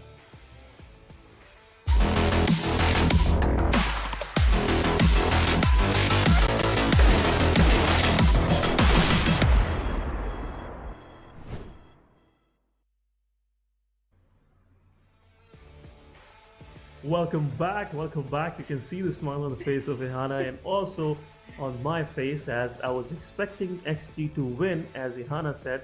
You know what I mean, guys. But XGeneration, Shami was coming up with his tricks, but didn't realize Ghost had few down his sleeves as well. But GG's, man. GG's. What else we can say? XGeneration, one heck of a match after a while. 7 elements still consistent, keeping themselves in top 5 positions. We have seen them popping up in Erangel, once again in Miramar. So out of 4 matches today, 7 element had like 2 of them going pretty good for them. But overall, what would you say for I8, Ehana? I can see those smiles. I can see your sparkling eyes after the performance of I8. I mean, what is there to say? They have created such a huge wiggle room for themselves that it's just gonna look very, very difficult for everyone else. There is no room for anyone else to actually go ahead and capitalize on anymore. 3 chickens in a day. Not only that, like, it's a 75% conversion rate for a team that is battling 15 others every single match. How do you do that? I have zero idea how a team can perform that well in a week while the last one has been so difficult. Yeah, but what would you say about this MVP? Seems like Ghost have like very good performance for him. Well, that's true. Coach definitely did have some great performance, but in the same time, as I was already rooting for XGeneration, I have something to say, and I don't want people to get mad at me for this. Inshallah, boys played well. Inshallah, it's late.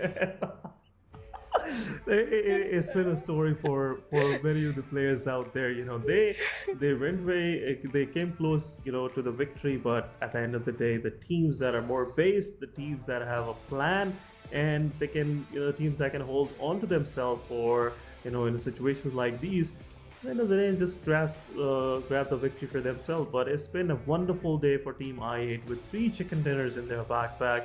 These guys are good for like 2 weeks from now on. I'm not sure what they're gonna do in the finale, but definitely I can see a glimpse of the performance, a glimpse of the kind of performance they're gonna bring forward in the finales. But guys, top player, we have Aegon XI, 8 Ghost on the first position with 5 eliminations, 734 damage. Then we have Shamir, the front line assaulter for XGeneration, drawn in with 4 eliminations, 882 damage.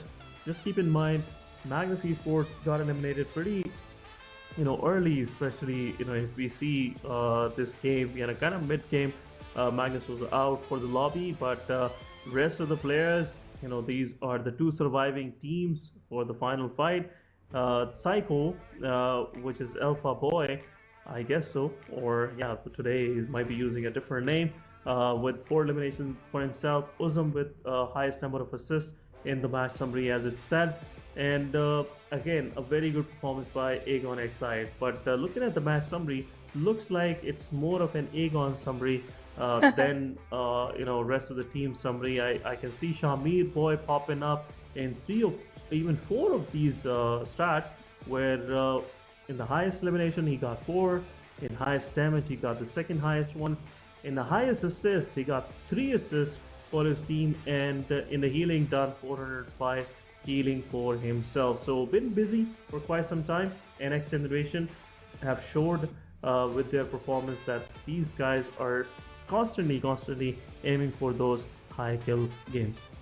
Absolutely. And I mean, I am still gonna hope for a chicken from these guys eventually.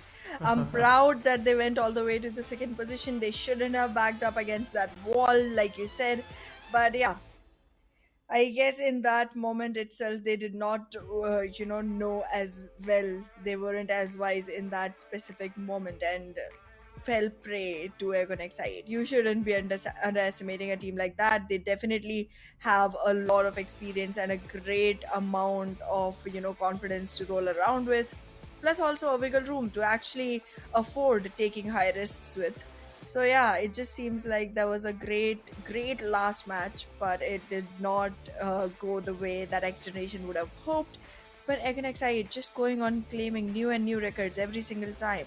I mean, so proud of them. And on the other hand, we still do have teams that get no frags at all, that get no placement points at all. What can we do about these teams, Ayasan? What can we do? 141 officials, I was least expecting them to see them down below here.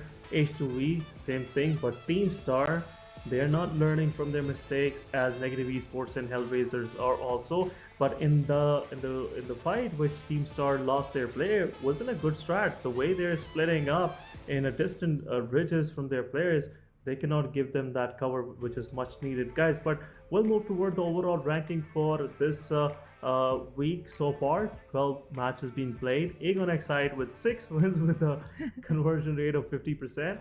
70 placement points, out of which there are like 60 placement points only coming from the chicken dinners. Yep. So just look at the performance. So again, elimination points 100 plus. So the century in the elimination points as well. Regicides on the other side, they're just trailing behind quite, around 48 points of a difference for them now, which is hard to grab, but R3G should be happy with the second position. XGeneration, a massive improvement today, 110 points, third position, but second page is where the problem starts for most of these teams. QWERTY, unfortunately, they improved a lot throughout the day, but they couldn't make it to the top 12 as I was expecting. 41 points.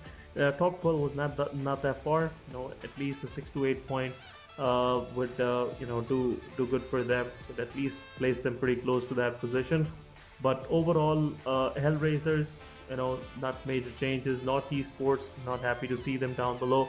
Freestyle and the Faulty Devils, Team QWERTY, Team Negatives, all three of these teams have a potential to actually go for the first page.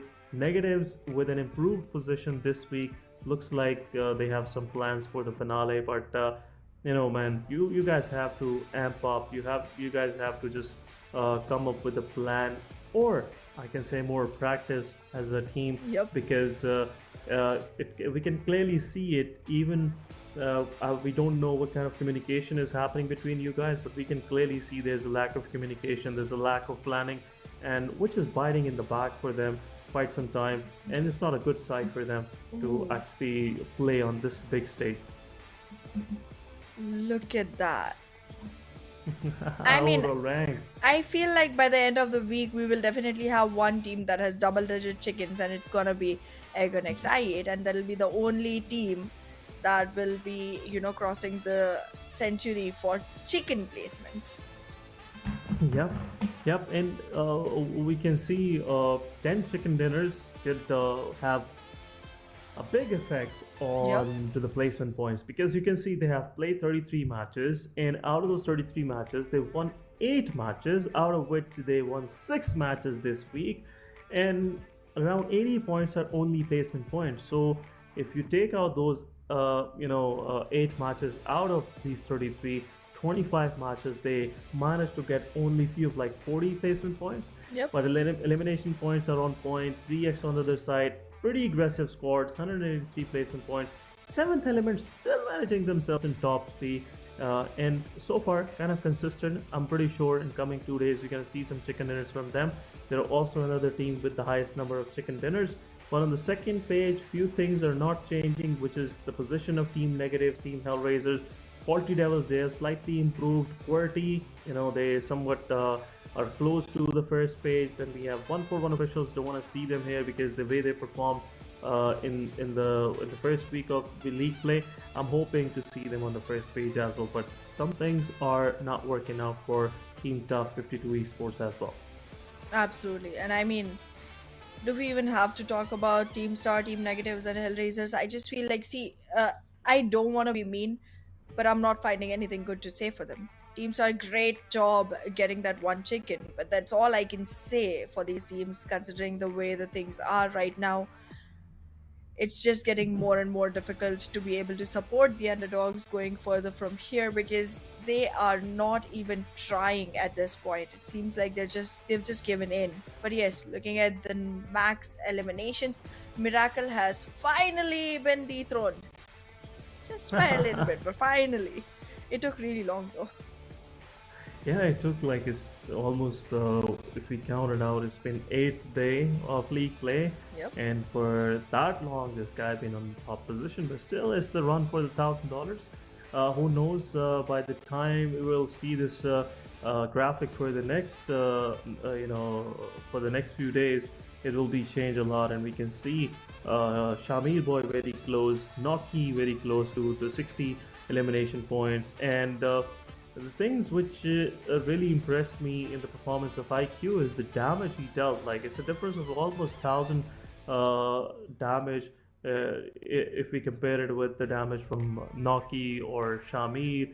And also seeing Uzum here after like 2 or 3 days of domination from Team Aegon I8, looks like there are more players gonna come into this ranking from from I8 as well, and will just snap the chance of winning $1,000 from either of these players on the screen. But let's have a look at our match summary, day summary. I'm sorry, not match summary, day summary for all the matches that have been played. And it's been kind of an Aegon I8. Yeah, it's Aegon I8 summary. They played 4 matches, 2 Erangels, 2 Miramar. Out of those, They won 3 of them, and the one they just somewhat couldn't manage to get the chicken dinner.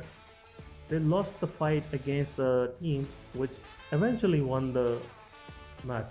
Yep. So it is more of, I can say, an egg on day. Yeah. It's not Friday, it's an egg on day. It's definitely. And is it still Friday anymore? I guess it's already Saturday. Yeah. It's already It is Saturday. Saturday. We started on Friday, and it's But been a you day said long. Friday. Are you trying to April Fool me because it's the 1st of April now? Okay. I should have said something which could be witty, But I can see there's nothing more we can talk about. There are many teams out there that making a big fool of themselves with their performance. But guys, make sure to follow us for recent developments, for more of PUBG Mobile backstage content on these below channels. For YouTube, you have PUBG Mobile Esports Pakistan. For Facebook, you have PUBG Mobile Pakistan Official. Then you have PUBG Mobile Esports for YouTube as well. You can also follow us on Instagram for PUBG Mobile PK.PK, which is for all the recent standings, your favorite team stats and everything. But if you guys have any feedback for Ehana, definitely tell me on my Instagram, that is down below. And if you have any feedback for me, which I'm doing bad, tell Ehana, don't tell me, because I won't listen to it. But that was it. Ehana, any final remarks before we close it out? I mean, I have a lot to say. It's gonna take about 10 minutes. Sorry, it's April Fool's.